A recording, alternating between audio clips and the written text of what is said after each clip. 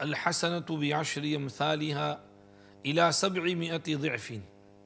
قال الله تعالى إلا الصوم فإنه لي وأنا أجزي به. يدع طعامه وشهوته من أجلي. للصائم فرحتان، فرحة عند فطره وفرحة عند لقاء ربه. وقال عليه الصلاة والسلام: من صام رمضان إيمانا واحتسابا غفر له ما تقدم من ذنبه ومن قام رمضان إيمانا واحتسابا غفر له ما تقدم من ذنبه ومن قام ليلة القدر إيمانا واحتسابا غفر له ما تقدم من ذنبه. أو كما قال عليه السلام: صدق الله مولانا العظيم وصدق رسوله النبي الكريم ونحن على ما قال ربنا وخالقنا ورازقنا من الشاهدين والشاكرين والحمد لله رب العالمين. إن الله وملائكته يصلون على النبي يا أيها الذين آمنوا صلوا عليه وسلموا تسلیما. درود شریف پڑھیں.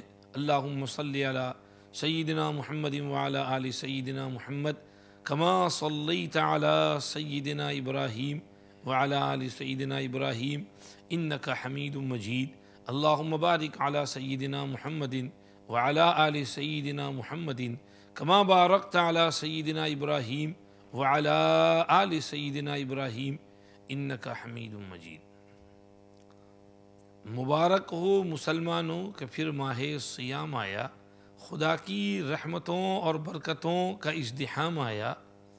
زمانہ آ گیا کہ لطف باری عام اب ہوگا، خوشا قسمت کہ موسم صوم و قیام آیا. Respected ladies, Maulana Mubarak Sahab was giving some beautiful advices with regards to fasting. I was also enjoying his talk. May Allah subhanahu wa ta'ala give barakat in Maulana's health and knowledge, and may Allah subhanahu wa ta'ala accept his khidmat of deen. May Allah give us tawfiq and ability to benefit from our ulama and our asatiza. Respected sisters, معزز ماں اور بہنوں، ماشاءاللہ مبارک مہینہ آ گیا ہے اور یہ پروگرام اسی لیے منعقد ہوا ہے کہ پریپریشنز فار رمضان، رمضان کے لیے تیاریاں کرنی ہے. اب ایک تو مولانا مبارک صاحب نے جیسے کہ منشن کیا کہ ایک تیاری تو یہ ہے کہ فریزر بھر دیں، سموسا، کباب اور جو کچھ رول وول تیاری ویاری مون سب فکر بڑھی ہوئی ہے اور گھر میں چہل پہل ہے. تو اچھا ہے، یہ بھی تیاری ہو جانی چاہیے تاکہ رمضان میں ٹائم ویسٹ نہ ہو، ابھی سے سب ہو جائے. ہمارے مشائخ تو جمعہ کے لیے تیاری جمعرات شام سے کرتے تھے، یعنی جمعرات شام کو کپڑے دھو لیتے تھے اور جو کچھ ضروری کام کرنے ہوں وہ کر لیتے تھے. مغرب بعد سب تیاری کر کے عبادت میں مشغول رہتے تھے اور جمعہ کو بھی صبح کو سمجھیے کہ جلدی سے نہا دھلا کر کے مسجد میں چلے جاتے تھے اور عبادت میں مشغول رہتے تھے. بہت سے مشائخ کے بارے میں یہ لکھا ہے کہ جمعہ کے دن وہ وقت ضائع کرنا پسند نہ کرتے تو جمعہ کے لیے تیاری اگلی رات اگلے دن جمعرات سے ہی کر لیتے تھے.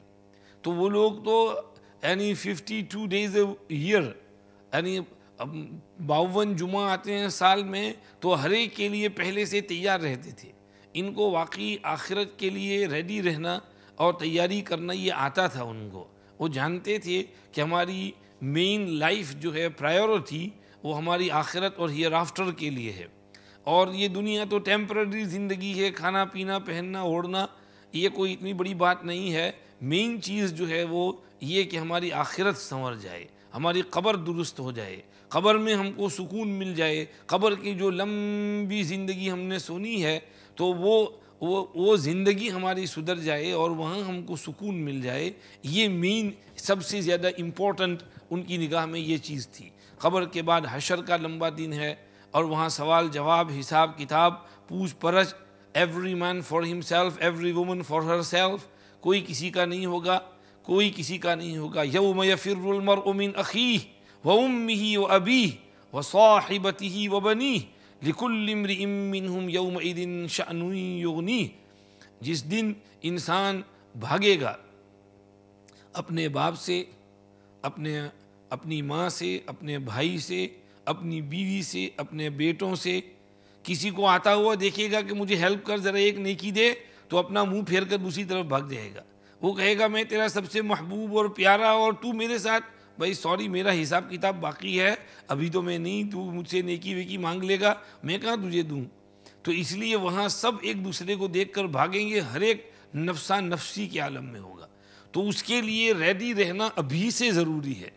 تو یہ مولانا صاحب نے پروگرام بہت اچھا منعقد کیا ہے کہ بھئی رمضان کے لیے ریڈی ہو جاؤ، پریپیئر کر لو، تیار ہو جاؤ۔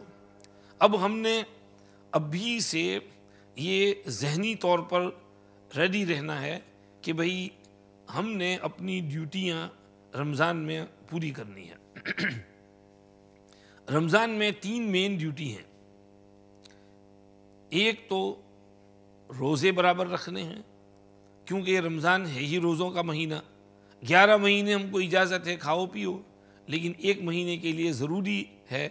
For 1 month we have to control our desires. 11 months, eat whatever you want, however you want, no problem, halal. Allah Pak has kept it for you. If you keep nafli rozas, okay. If you can't, no problem. But 1 month we have to keep roza. So number 1 duty in Ramzan is roza. Number 2 duty is namaz. Namaz, pray all namaz properly. And number 3 duty is zakat. Give zakat properly, spend in the path of Allah subhanahu wa ta'ala. These are 3 first duties of Ramzan, which we must make intention that inshallah I'm not going to miss a single roza, I'm not going to break a single roza, and I'm going to keep all rozas properly, اچھی طرح سے برابر سے جیسے روزہ رکھنا ہے ویسے روزہ رکھیں گے، اور نمازیں فرسٹ کلاس برابر ٹائم پر پڑھنا ہے، اور نماز میں تھوڑا رمضان کے مہینے میں ہم نے تھوڑا ایکسٹرا صوفی بن جانا ہے، اور اس میں کوئی پرابلم نہیں ہے۔ رمضان کے لیے کوئی تھوڑا ایکسٹرا صوفی بن جائے تو نو پرابلم۔ صرف ایک چیز ہے کہ یہ نیت نہ کرے کہ اس اونلی فار رمضان اور رمضان بعد I'm gonna go back to my old ways، نہیں، نیت یہ ہو کہ بھئی رمضان میں ہم صوفی بنتے ہیں ایکسٹرا، اور انشاءاللہ اللہ نے اگر توفیق دی تو رمضان بعد بھی ہم یہی اعمال قائم رکھیں گے، کیونکہ رمضان میں ہم کو ایک اسپیشل پیس آف مائنڈ ملتا ہے، ایک سکون ملتا ہے، ایک اسپریچول اپلفمنٹ ہم کو حاصل ہوتا ہے، ہماری روح جو ہے بہت اوپر چلی جاتی ہے، ہماری روح کی بیٹری جو ہے وہ چارج ہو جاتی ہے۔ تو اس بیٹری کو ہم نے چارج ہی رکھنا ہے، اس کو ڈاؤن نہیں کرنا ہے، اور اس کو بالکل فلیٹ نہیں کر دینا ہے۔ تو ابھی سے ہم نے اس کا یہ انٹینشن کرنا ہے کہ انشاءاللہ ہم رمضان میں تھوڑی زیادہ محنت کریں گی، انشاءاللہ ایکسٹرا عبادت کریں گی، اور رمضان بعد بھی انشاءاللہ استقامت رکھیں گی۔ نیت یہ کر لو، اور اس کے لیے تیاری ابھی سے شروع کر دو، اور ابھی سے نمازیں برابر ہو، اور ابھی سے کچھ نفلی روزے بھی رکھ لیں۔ جیسے آج ماشاءاللہ آپ میں سے بہت سی نے شب رات کا روزہ بھی رکھا ہوگا، اور ماشاءاللہ ارادہ کر لیں کل بھی روزہ رکھیں گی، پیر کا دن ہے تو روزہ رکھیں۔ ہماری بعض بڑی بوڑھی خواتین مستورات تو ماشاءاللہ رجب، شعبان، رمضان تینوں مہینے روزے میں گزارتی ہیں۔ بہت سی خواتین پہلے تو ایسی ہوتی تھی، اب بھی ماشاءاللہ ہوں گی کہ جو اکثر رمضان کا شعبان کا مہینہ روزے میں گزارتی ہیں۔ یہ ہمارے نبی صلی اللہ علیہ وسلم کی سنت ہے۔ مولانا مبارک صاحب نے ابھی آپ کو حدیث سنائی کہ بھئی حضور شعبان کا اکثر حصہ روزے میں گزارتے تھے۔ صحابی نے پوچھا کیوں؟ فرمایا اس میں اعمال اللہ کے دربار میں پیش ہوتے ہیں، تو میں چاہتا ہوں کہ جس دن میرا عمل پیش ہو تو میں روزے سے ہوں، تاکہ اللہ میرے بارے میں جو فیصلہ فرمائے وہ خیر کا فیصلہ ہو، اور سربلندی اور فلاح اور بہبود اور اچھائی کا فیصلہ ہو۔ تو ابھی سے آپ تیاری شروع کر دیں کہ بھئی رمضان آ رہا ہے، تو اس میں ابھی سے ریڈی ہو جائیں۔ میں نے آج صبح اپنے ٹویٹر اکاؤنٹ پہ ایک چھوٹی سی ٹویٹ بھیجی، میں نے کہا کہ شعبان میں روزے جو ہیں یہ وارم اپ ہیں رمضان کے لیے، اور ایکسرسائز کرنے سے پہلے وارم اپ کرنا پڑتا ہے۔ اگر آدمی وارم اپ نہ کرے تو پھر اور ایک دم سے وہ ایکسرسائز شروع کر دے تو کرمپ ہو جائے گا، انجری ہو جائے گی، کوئی ٹینڈن پھٹ جائے گا، کوئی سمجھیے کہ جسم میں کوئی نقصان ہو جائے گا، اس لیے پہلے ذرا گرم کر کے پھر وہ کھلاڑی کو بھی فٹ بال ٹیم کے لیے، فٹ بال گیم کے لیے اس کے اوپر بھیجتے ہیں پچ کے اوپر۔ تو وارم اپ تو بہت ضروری ہے، ورنہ تو نقصان ہو سکتا ہے۔ رمضان کے لیے بھی یہی حال ہے، اگر ہم ابھی سے ذرا تھوڑے اپنے مسلس کو فلیکس کر لیں اور تھوڑی تیاری کر لیں اور ریڈی کر دیں، وارم اپ ہو جائیں، تو پھر رمضان جب آئے گا تو انشاءاللہ ہمارے لیے بھی بہتری ہوگی اور ہم بشاشت کے ساتھ عبادت کر سکیں گے۔ اور اگر ویسے ہی ابھی ہماری الٹی چال چلتی رہی اور وہ ہم جو غلط کام کر رہے ہیں وہ کام کرتے رہے، ٹی وی بھی چلتا رہا، مووی بھی چلتا رہا، فلم بھی دیکھتے رہے، اور سمجھیے زبان بھی آؤٹ آف کنٹرول رہی، غیبتیں بھی کرتے رہے اور برائیاں بھی کرتی رہیں اور اس طرح سے جھگڑے بھی کرتی رہیں اور ابیوز اور سویر اور انسلٹ بھی کرتی رہیں، گالیاں بھی بکتی رہیں، سموکنگ بھی اگر خدا نخواستہ عادت ہے تو سموکنگ کرتی رہیں، اور اگر اور بری عادت ہے کسی کو نعوذ باللہ ڈرگز کی اور اس میں بھی چلتی رہیں، تو پھر رمضان کا مہینہ ایک دم آئے گا تو اچانک بریک تھوڑی لگے گی، وہ تو ایمرجنسی بریک میں تو ایکسیڈنٹ ہو جائے گا، تو وہ ایمرجنسی بریک اس وقت نہیں لگے گی، وہ تو بریک ابھی سے دھیرے دھیرے لگانی پڑے گی، تاکہ پھر وہاں تک جو ہے آپ بالکل تیار ہو جائیں اور رمضان کے لیے ریڈی ہو جائیں، تاکہ رمضان کی جو روحانیت ہے، اسپریچویلٹی ہے، رمضان کی جو برکات ہیں وہ پوری حاصل ہو سکیں۔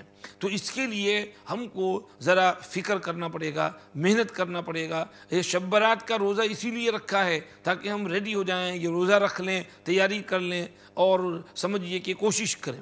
میں نے بھی الحمدللہ روزہ رکھا، کل بھی رکھا تھا۔ ہمارے یہاں ایک ہفتے سے کچھ مہمان آئے ہوئے ہیں تو وہ کہنے لگے مولوی صاحب روزہ رکھا۔ میں نے کہا کہ وہ اس سال رمضان کے روزے بہت لمبے ہیں نا، تو ابھی سے ذرا پریکٹس کرنا پڑ رہا ہے، تو میں پریکٹس کر رہا ہوں تاکہ مشق ہو جائے، تاکہ وہ لمبے روزے جب اس وقت آئیں ایک دم سے تو مجھ کو پریشانی نہ ہو، اور ایک دم سے جو ہے پہلے 2-4 دن جو ہے سر درد شروع نہ ہو جائے اور سمجھیے کہ پریشانی تکلیف نہ ہو۔ خاص طور پر روزوں میں سر درد زیادہ ہوتا ہے سگریٹ بیڑی والوں کو، جو سگریٹ پیتے ہیں پہلے روزے میں تو ان کی جان نکل جاتی ہے، اور پہلے 2-4 روزے میں تو بہت ان کی گرمی ہوتی ہے، دماغ بہت سمجھیے آسمان پہ چڑھ جاتا ہے ان کا، اور ذرا سی بات پہ وہ گرم ہو جاتے ہیں، جو سامنے آ جائے اس پہ برس پڑتے ہیں، اور شام کو تو ان کا حال سے بحال ہو جاتے ہیں بیچارے۔ تو ان کو ہم کہیں گے کہ بھئی رمضان میں تو سگریٹ چھوڑنے کا بہت اچھا موقع ہے کہ ویسے بھی صبح سے شام تک نہیں پینا ہے، تو پھر رات کو بھی مت پیو، اور ٹرائی کرو کہ 1 مہینے میں آپ نے سگریٹ بالکل چھوٹ جائے، اس لیے کہ یہ سگریٹ کوئی اچھی چیز نہیں ہے، بری چیز ہے۔ بہت سے علماء اس کو حرام کہتے ہیں سگریٹ کو، اور علماء مکروہ بھی کہتے ہیں، لیکن بہت سے علماء اس کو حرام کہتے ہیں اس لیے کہ وہ ہیلتھ کو بہت تکلیف پہنچاتی ہے، لنگز کو خراب کرتی ہے، دانت کو خراب کرتی ہے، ہارٹ کو نقصان پہنچاتی ہے۔ تو جو شے اتنی مضر ہے تو اس کو بہت سے علماء اس کو حرام کہتے ہیں، تو اس کو چھوڑنا چاہیے، اللہ چھوڑنے کی توفیق نصیب فرمائے۔ تو میری ماں اور بہنوں، پہلی چیز جو ڈیوٹی ہم نے کرنی ہے رمضان میں وہ تو ہے اپنا روزہ، اور میں آپ کو روزے کی تھوڑی فضیلت سنا دوں۔ دیکھو حضور پاک صلی اللہ علیہ وسلم نے فرمایا جو رمضان کے روزے رکھے اور جن چیزوں سے بچنا چاہیے اس سے بچے، تو یہ روزے اس کی پچھلے تمام گناہوں کو معاف کرا دیں گے۔ یعنی پچھلی زندگی کے جو گناہ ہیں وہ رمضان کے روزوں کی برکت سے اللہ معاف کر دیں گے۔ ایک حدیث میں فرمایا 5 نمازیں جمعہ سے جمعہ، رمضان سے رمضان، بیچ میں ہونے والے گناہ کا کفارہ بن جاتے ہیں، اس کو ڈھانک دیتے ہیں۔ Expiate for the sins committed in between Ramzan to Ramzan. Keep Ramzan properly, inshallah previous sins will be forgiven. اور حدیثوں میں آپ صلی اللہ علیہ وسلم نے یہ بھی فرمایا کہ تمہارے اوپر ایک بہت عظیم مہینہ آ رہا ہے، اتاکم شہر رمضان شہر عظیم مبارک، بہت برکت والا مہینہ ہے۔ فرمایا یغشاکم اللہ فیہ، اللہ اس میں تم پر چھا جاتے ہیں، یعنی اللہ کی رحمت تمہارے اوپر چھا جاتی ہے۔ فینزل الرحمہ، اللہ اپنی رحمت خوب نازل فرماتے ہیں۔ ویحط الخطایا، اور اللہ گناہوں کو معاف کرتے ہیں۔ اور ویستجیب فیہ الدعوات، اللہ تمہاری دعائیں اس میں قبول فرماتے ہیں۔ ینظر اللہ تعالی الی تنافسکم فیہ، اللہ دیکھتے ہیں کہ تم اس میں کس طرح ایک دوسرے سے کمپٹیشن کرتے ہو، یعنی نیک کاموں میں آگے بڑھنے کی کوشش کرتی ہو۔ پھر فیباہی بکم ملائکتہ، جب اللہ دیکھتے ہیں کہ میرے بندے میری بندیاں نیک کاموں میں بہت ایک دوسرے سے آگے بڑھنے کی کوشش کر رہی ہیں اور ہر ایک دوسرے سے بازی لے جانے اور آگے نکلنے کی کوشش میں ہے، تو پھر اللہ فرشتوں کے سامنے تمہارے ذریعے فخر کرتے ہیں اور پوچھتے ہیں فرشتوں سے، یہ کون ہیں؟ دیکھو میرے بندوں کو، دیکھو میری بندی کو، میری بندی اس تکلیف کے باوجود روزے میں ہے۔ دیکھیے جی، صبح بچوں کو اسکول چھوڑنے جانا ہے، شام کو لینے جانا ہے، اور پھر ہانڈی پکانی ہے، بعض مستورات کو بیچاریوں کو جاب پر بھی جانا ہوگا، چھٹی نہیں مل رہی ہے، لیکن اس کے باوجود وہ سارے اسٹرگل اور ایفرٹ کے باوجود روزہ بھی رکھے ہوئے ہے، پیاس بھی ستا رہی ہے، بھوک بھی لگی ہوئی ہے، تکلیف بھی ہو رہی ہے، نیند بھی آ رہی ہے، لیکن بیچاری روزہ اپنا نہیں چھوڑ رہی ہے، روزہ نہیں توڑ رہی ہے۔ تو اللہ پاک تمہاری اس قربانی کو دیکھ کر بہت خوش ہوتے ہیں، بہت خوش ہوتے ہیں، بہت خوش ہوتے ہیں، اپریشیٹ کرتے ہیں کہ میرا بندہ میری بندی اتنی زیادہ قربانی کر رہی ہے، چلو میں نے اس کے پچھلے گناہ بخش دیے، معاف کر دیا، میں اس سے راضی ہو گیا۔ تو یہ فرمایا کہ رمضان بہت برکت والا مہینہ ہے، بہت برکت والا مہینہ ہے، بہت برکت والا مہینہ ہے۔ اس کی قدر کرو، اس کے ویلیو کو ریئلائز کرو۔ شعبان کی آخری تاریخ کو آپ صلی اللہ علیہ وسلم نے خطبہ دیا، اسپیشل ممبر کے اوپر چڑھ کر، ابن خزیمہ کی حدیث ہے، صحابہ کو جمع کیا اور خطبہ دیا۔ اس میں فرمایا اتاکم شہر رمضان، آگے فرمایا شہر مبارک فیہ لیلۃ خیر من الف شہر من حرمها فقد حرم الخیر کلہ۔ فرمایا اس میں ایک رات ہے جو 1000 مہینوں سے بہتر ہے۔ آگے حضور نے فرمایا وَهُوَ شَهْرُ الصَّبْرِ وَالصَّبْرُ ثَوَابُهُ الْجَنَّةِ وَهُوَ شَهْرُ الْمُوَاسَاةِ وَهُوَ شَهْرٌ يُزَادُ فِيهِ فِي رِزْقِ الْمُؤْمِنِ۔ آگے حضور نے اور اس کے فضائل برکات بیان فرمائے، فرمایا جعل اللہ صیامہ فریضۃ وقیام لیلتہ تطوعا۔ اللہ پاک نے اس کے روزے فرض قرار دیے، رات میں اللہ کے سامنے کھڑے رہنے کو نفل قرار دیا، مسنون اور سنت قرار دیا۔ دوسری روایت میں سننت لکم قیامہ کا لفظ ہے، تو اس میں تہجد بھی پڑھنا ہے، تراویح بھی پڑھنی ہے، اور دن کو روزہ بھی رکھنا ہے۔ روزے فرض ہیں، تراویح سنت مؤکدہ ہے، تہجد سنت ہے، تو آپ تراویح بھی پڑھیے، سنت مؤکدہ پوری پڑھیے، 20 رکعت پڑھیے، اور تہجد کے لیے بھی اٹھ جائیے، تہجد بھی تھوڑی سی پڑھیے، اور ساتھ ہی روزے بھی برابر رکھیے۔ فرمائے یہ صبر کا مہینہ ہے، اور صبر کا پھل جنت ہے۔ ہم لوگ جانتے ہیں صبر کا پھل میٹھا ہے جی، اور تو یہ اللہ کے نبی کہہ رہے ہیں صبر کا ثواب یہاں پر جنت ہے، وَالصَّبْرُ ثَوَابُهُ الْجَنَّةِ۔ فرمایا شہر المواسات، ہمدردی کا مہینہ ہے، یعنی غریبوں کے ساتھ ہمدردی کرنے کا مہینہ ہے۔ جو اس میں کسی روزے دار کو افطاری کرائے گا تو اس کو جتنے لوگوں کو افطاری کرائی ہے ان سب کے روزے کا ثواب ملے گا، اور ان لوگوں کے ثواب میں کچھ کمی نہیں ہوگی، ان کو بھی ان کے روزے کا پورا ثواب، اور افطاری کرانے والے کو بھی پورا ثواب ملے گا۔ تو اس لیے اس میں اگر افطاری کرا سکتی ہوں تو افطاری کراؤ، اور سمجھیے کہ اگر مسجد میں کچھ سموسا پکوڑا بھیج دیا، کھجور بھیج دیا، یا غریب مسلمانوں کے لیے جہاں جہاں بیچاروں کے پاس افطاری کا کچھ سامان نہیں ہے وہاں کچھ بھیج دیا، سیریا میں، فلسطین میں، افریقہ کے ممالک میں، اور جہاں جہاں ضرورت ہو تو وہاں افطار کرا دیا، جہاں خیر کا موقع ملا وہاں آپ نے کچھ پیسے خرچ کر دیے، افطار کرائی، تو اس میں آپ کو بہت عظیم ثواب ملے گا۔ جتنوں کو افطار کرائیں گے سب کا ثواب ملے گا۔ تو آپ صلی اللہ علیہ وسلم صحابہ اور صحابیات کو رمضان کے لیے مینٹلی پریپیئر کرتے تھے کہ ریڈی ہو جاؤ، تیار ہو جاؤ، اور اس کے لیے محنت کرو، اور ہم نے ایفرٹ کرنا ہے، اور روزے برابر رکھنے ہیں، اور اپنی عبادتیں صحیح طرح سے کرنی ہیں۔ آپ صلی اللہ علیہ وسلم نے فرمایا اس میں لیلۃ القدر ہے، ایک شب قدر مل گئی تو 1000 مہینوں سے بہتر ہے، یعنی 83 ایئرز اینڈ 4 months سے بہتر ہے ایک شب قدر کی عبادت۔ ہم کو لائف کہاں ملے گی 80 ایئرز کی، 50 60 70 میں تو سب ٹپ ہو جاتے ہیں۔ تو اگر ایک شب قدر مل گئی تو 83 ایئرز کی عبادت کا ثواب، اور اگر 10 شب قدر کسی کو اس کی لائف میں مل گئی تو 830 ایئرز کی عبادت کا ثواب۔ اب حساب لگا لو کتنے خوش نصیب تھے وہ مشائخ جو کہتے تھے بالغ ہونے کے بعد آج تک میری کوئی شب قدر چھوٹی نہیں ہے، ہمیشہ الحمدللہ مجھے شب قدر کی عبادت نصیب بھی ہوئی، اور اللہ نے ایسی نشانی سائن بھی دکھائی کہ اسے پتہ چل گیا کہ یہ رات شب قدر تھی۔ تو یہ اور سائن نہ بھی دکھائیں لیکن عبادت کرتے رہیں تو آٹومیٹک وہ ملے گی۔ ایک دفعہ میرے استاد حضرت شیخ یونس صاحب دامت برکاتہ مد فیض اللہ مراتبہ فرمانے لگے ہمارے حضرت شیخ زکریا رحمۃ اللہ علیہ کی پوری زندگی میں کبھی شب قدر نہیں چھوٹی، اور اس کی وجہ یہ کہ حضرت کا معمول ہمیشہ رمضان میں اعتکاف کا تھا، تو شروع رمضان سے عید تک حضرت اعتکاف میں بیٹھتے تھے۔ اب ظاہر ہے پورا رمضان جو اعتکاف میں، اخیر اشرا اعتکاف میں، تو شب قدر اخیر اشرے میں تو شب قدر مل گئی، کیونکہ عبادت ہو رہی ہے۔ تو ہم اگر عبادت کرتی رہیں گی تو انشاءاللہ ہم کو بھی ثواب ملتا رہے گا۔ اور حضرت شیخ رحمۃ اللہ علیہ اس حدیث کے ذیل میں جو میں نے ابھی پڑھی آپ کے سامنے، تنافس اور کمپٹیشن والی، تو اس کی ذیل میں حضرت شیخ رحمۃ اللہ علیہ نے اپنے گھر کی بچیوں کا حال لکھا ہے۔ حضرت شیخ تواضع کے طور پر وہاں لکھتے ہیں کہ میں تو اپنی نااہلی کی وجہ سے کچھ نہیں کر سکتا، لیکن اپنے گھر کی بچیوں کو دیکھ کر بہت خوش ہوتا ہوں جب میں دیکھتا ہوں کہ وہ اپنے گھریلو کام کاج کے باوجود روزانہ 15-16 سپارے پڑھ لیتی ہیں اور ایک دوسرے سے آگے بڑھنے کی کوشش کرتی ہیں۔ تو چھوٹے چھوٹے بچوں کو بھی سنبھالتی ہیں۔ اس زمانے میں تو نیپیاں بھی نہیں تھیں، تو کپڑے پہناتی تھیں نہالچے، تو اس کو دھونا وونا اور پھر اس کی طرح سے گھر کے صاف سوف کرنا اور چولہا جلانا۔ وہاں کا چولہا تو ہماری طرح سے بھی نہیں، لکڑی والا چولہا، اور اس میں پکانا۔ تو ایک طرف سمجھیے کہ روٹی کا آٹا گوندھ رہی ہیں، دوسری طرف قرآن رکھا ہوا ہے، اور آٹا گوندھتی ہوئی قرآن شریف بھی پڑھ رہی ہیں، اور روٹی پکاتی ہوئی بھی قرآن شریف چل رہا ہے ان کا۔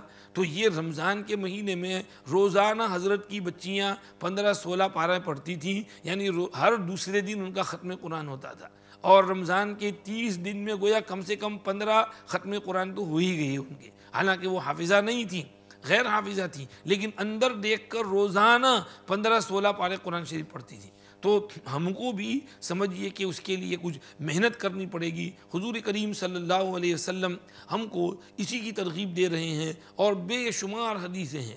میں آپ سے ایک درخواست کروں گا کہ آپ ابھی میرا یہ بیان سن کر تو چلی جاؤ گی، لیکن اپنے گھر جا کر کے فضائل رمضان کی تعلیم شروع کر دو، اور روزانہ 10 منٹ اپنے بچوں کو، اپنے گھر والوں کو لے کر، اپنے شوہر کے ساتھ بیٹھ کر کوئی بھی ایک ٹائم نکال کر 10 منٹ فضائل رمضان کی تعلیم ضرور بھی ضرور کرو۔ فضائل رمضان تو ہر گھر میں ہے، اردو میں بھی ہے، انگلش میں بھی ہے، تو آپ انگلش میں اس کی تعلیم کرو، اور بچوں کو ابھی سے ترغیب دو تاکہ وہ رمضان کے لیے، رمضان کی فضیلت اور روزے کی فضیلت پڑھ کر ان کو رغبت پیدا ہو، شوق پیدا ہو، اور روزے جو ہیں وہ برابر رکھنے کے لیے ریڈی ہو جائیں۔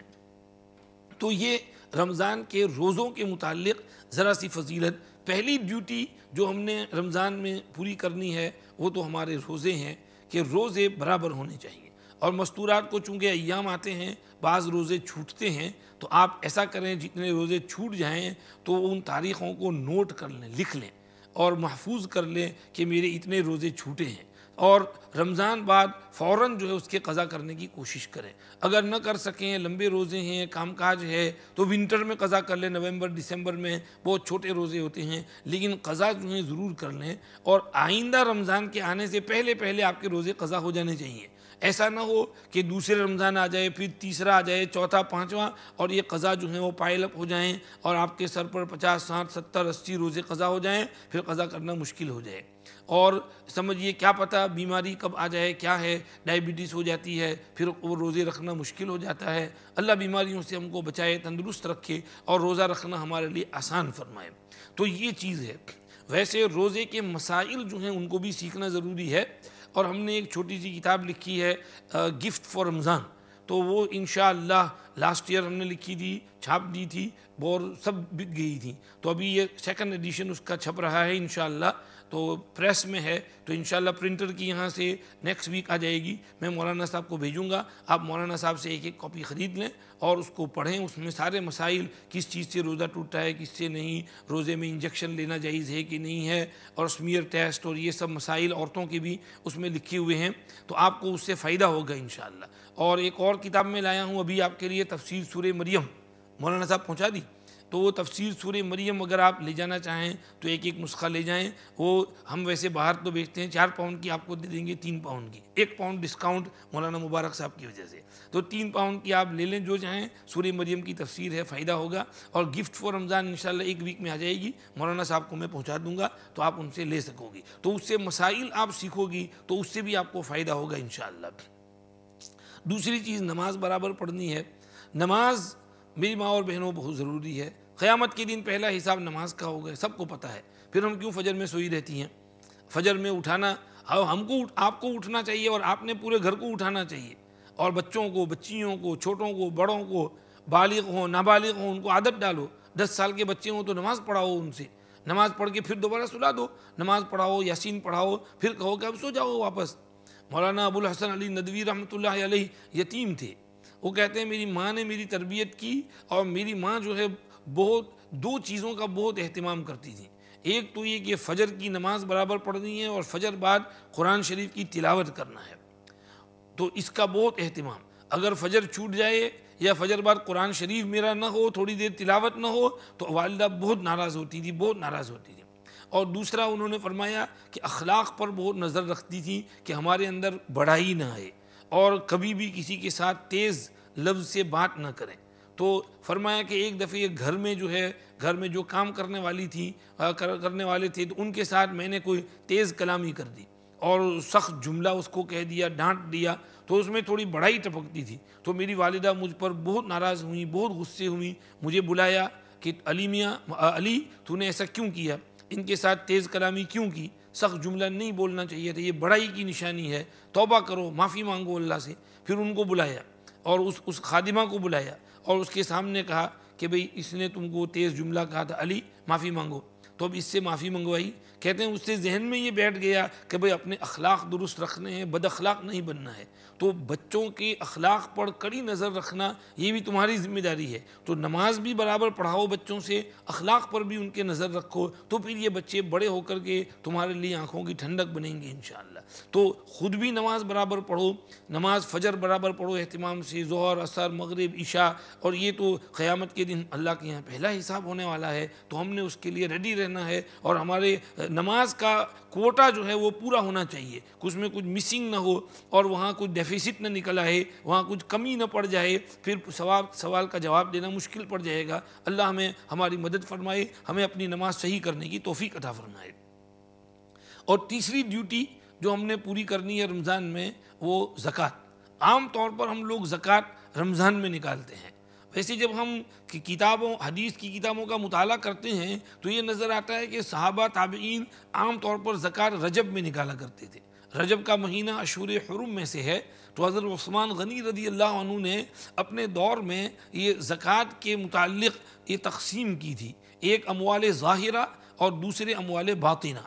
اموال ظاہرہ جو نظر آتے ہیں، جیسے یہ جانوروں کی زکوٰۃ ہے، جو باہر ہوتے ہیں چرتے ہیں، تو اونٹوں کی زکوٰۃ، گائے کی زکوٰۃ، بکریوں کی زکوٰۃ، اور سامان تجارت جو دکانیں ہیں تو وہ تو مال ظاہر ہے جو نظر آتا ہے، تو اس کی زکوٰۃ حضرت عثمان غنی رضی اللہ عنہ خود وصول کرتے تھے اور اس کے لیے آدمی بھیجتے تھے۔ اور دوسرا اموال باطنہ یعنی پرسنل سیونگز جو اپنے پاس محفوظ ہوں اور گھر میں تجوری میں رکھے ہوں، تو حضرت عثمان غنی رضی اللہ عنہ نے کہا کہ ہم کسی کو نہیں پوچھیں گے کہ تیرے پاس کتنا پیسہ ہے، وہ خود اپنی زکوٰۃ ادا کرے، یہ اموال باطنہ ہیں۔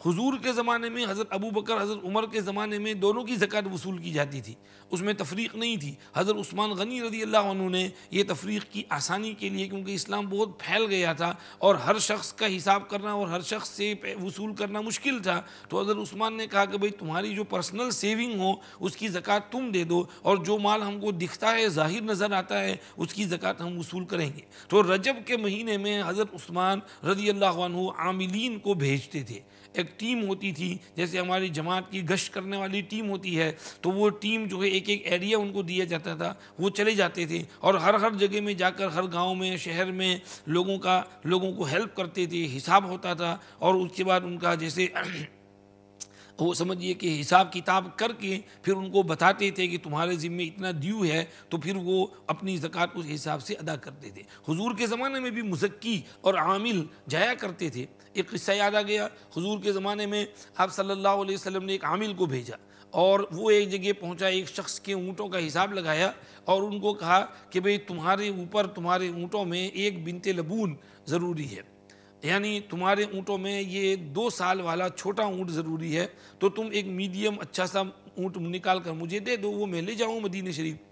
اب حضور کی طرف سے ہدایت یہ تھی کہ زکوٰۃ میں نہ تو ایک دم بڑھیا مال لیں، نہ ایک دم گھٹیا مال لیں، میڈیم مال لیں، تو انہوں نے میڈیم کا تقاضا کیا، مگر وہ جو زکوٰۃ دینے والے تھے انہوں نے بڑھیا سے بڑھیا اونٹ تلاش کیا اور جو عمر دینی تھی اس سے اچھی عمر کا وہ جو حقہ تھا 4 سال 5 سال کا جوان اونٹ جو سواری کے قابل تھا وہ انہوں نے نکالا اور کہا یہ لے جاؤ۔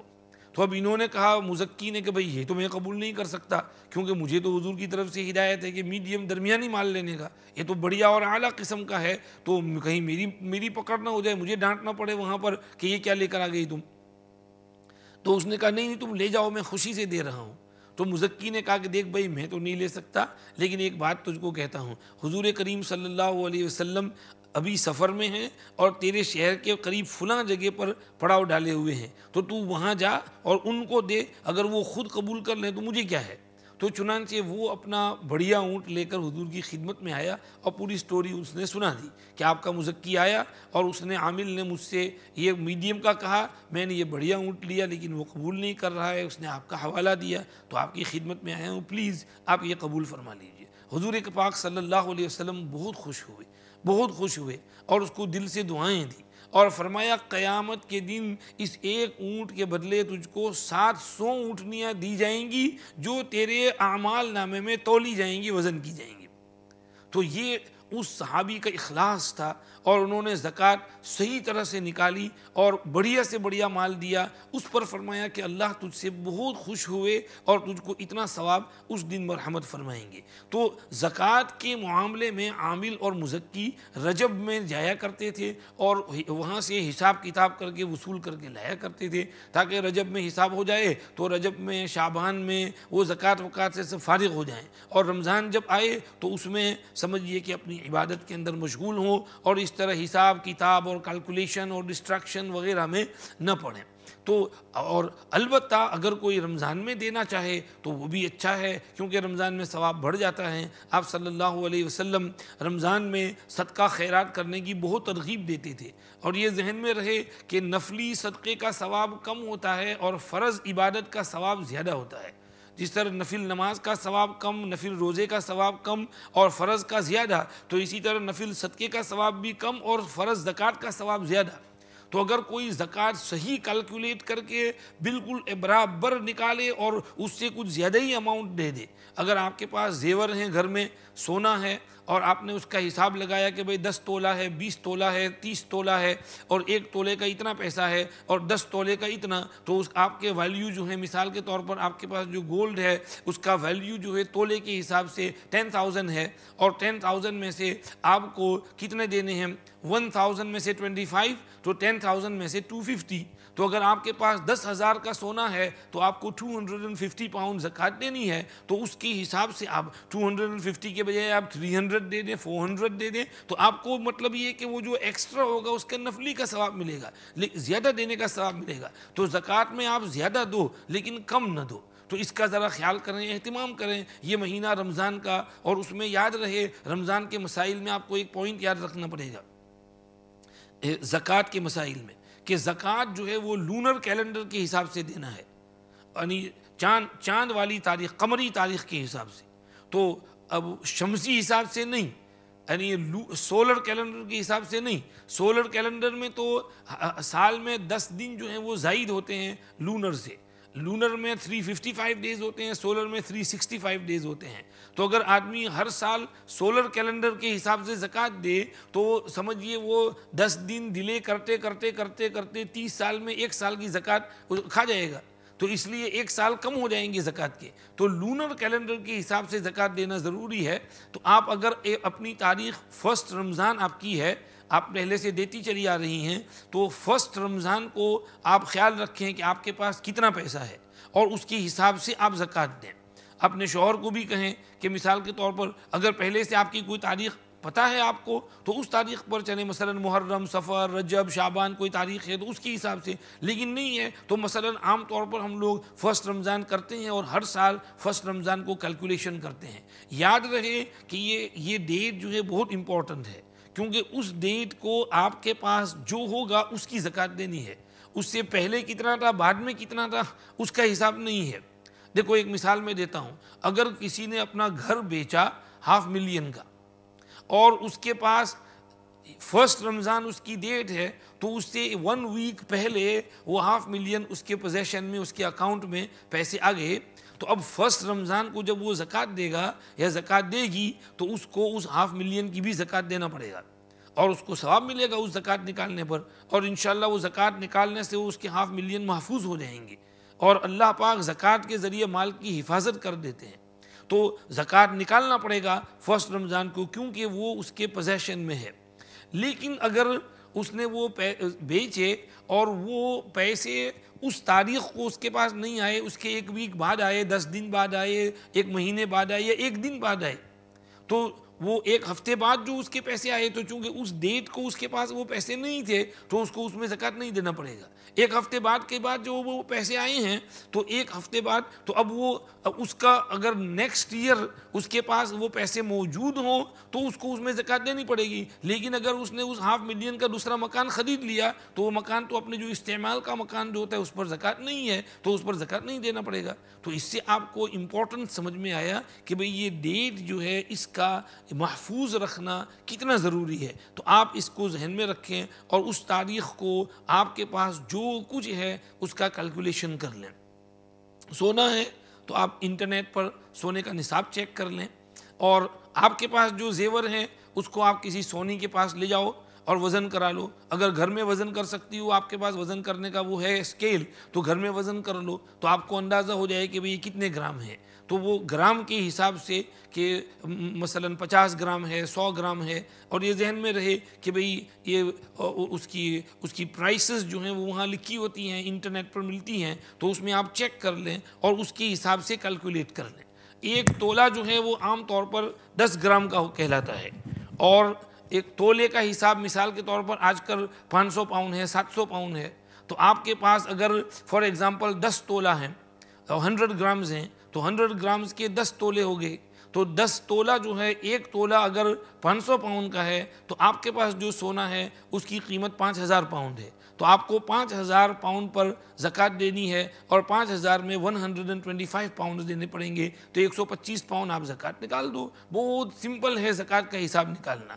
تو اور اس میں جو ہے صرف زیور نہیں، اگر آپ کے پاس بینک بیلنس ہے، بینک میں کچھ پیسے سیونگ میں ہیں، مثلا کام کرتی ہیں آپ کے پاس جاب ہے اور آپ کے سیونگ میں ہیں، آپ نے شیئر وغیرہ کچھ لیے ہیں تو وہ شیئر کے پیسے ہیں، اور اگر کوئی پراپرٹی خریدی ہے، کوئی جگہ خریدی ہے تاکہ اس کو آپ بیچنے والی ہو، اس میں بزنس کرنے والی ہوں، تو بزنس کی جو پراپرٹی ہوتی ہے اس کا اوپر زکوٰۃ دینی پڑتی ہے۔ تو اگر آپ نے 2-3 مکان خریدے ہیں اور فور سیل رکھے ہوئے ہیں تو اس کا جو ویلیو ہے، مثلا 1 مکان 2 لاکھ کا ہے اور 3 مکان مل کے 6 لاکھ کے ہیں اور آپ نے فور سیل رکھے ہوئے ہیں، تو چونکہ وہ بزنس ایسٹ ہیں تو اس لیے اس میں 600,000 کی آپ کو زکوٰۃ نکالنا پڑے گا 3 مکانے کی۔ تو اس کے حساب سے جو آپ کا جو رہنے کا جو گھر ہے اس کی زکوٰۃ نہیں ہے، اس میں تو آپ کے استعمال کی چیزیں ہیں، جو استعمال کی گاڑی ہے، استعمال کا گھر ہے، استعمال کے کپڑے ہیں، اس کی زکوٰۃ نہیں ہے۔ لیکن جو بزنس کی چیزیں ہیں، ٹریڈ کے لیے ہیں، کسی کی گاڑیوں کی بزنس ہے، تو وہ جتنی گاڑیاں اس وقت اس دن پہلی رمضان کو اس کے فور کورٹ پر جتنی گاڑیاں ہوں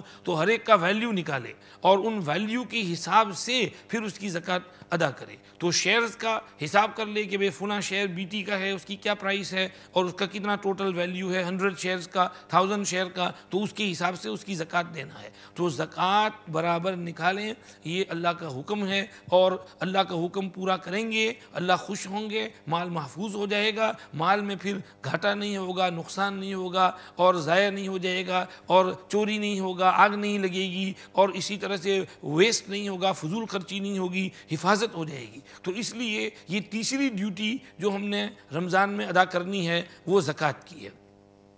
اللہ پاک ہمیں یہ تینوں ڈیوٹیاں رمضان کی پوری برابر ادا کرنے کی توفیق دے۔ یہ 3 ڈیوٹی تو میں نے فرض کر دی، ایک تو روزہ برابر رکھنا ہے، دوسرے سب نمازیں برابر پڑھنی ہیں، اور تیسرے زکوٰۃ برابر نکالنی ہے۔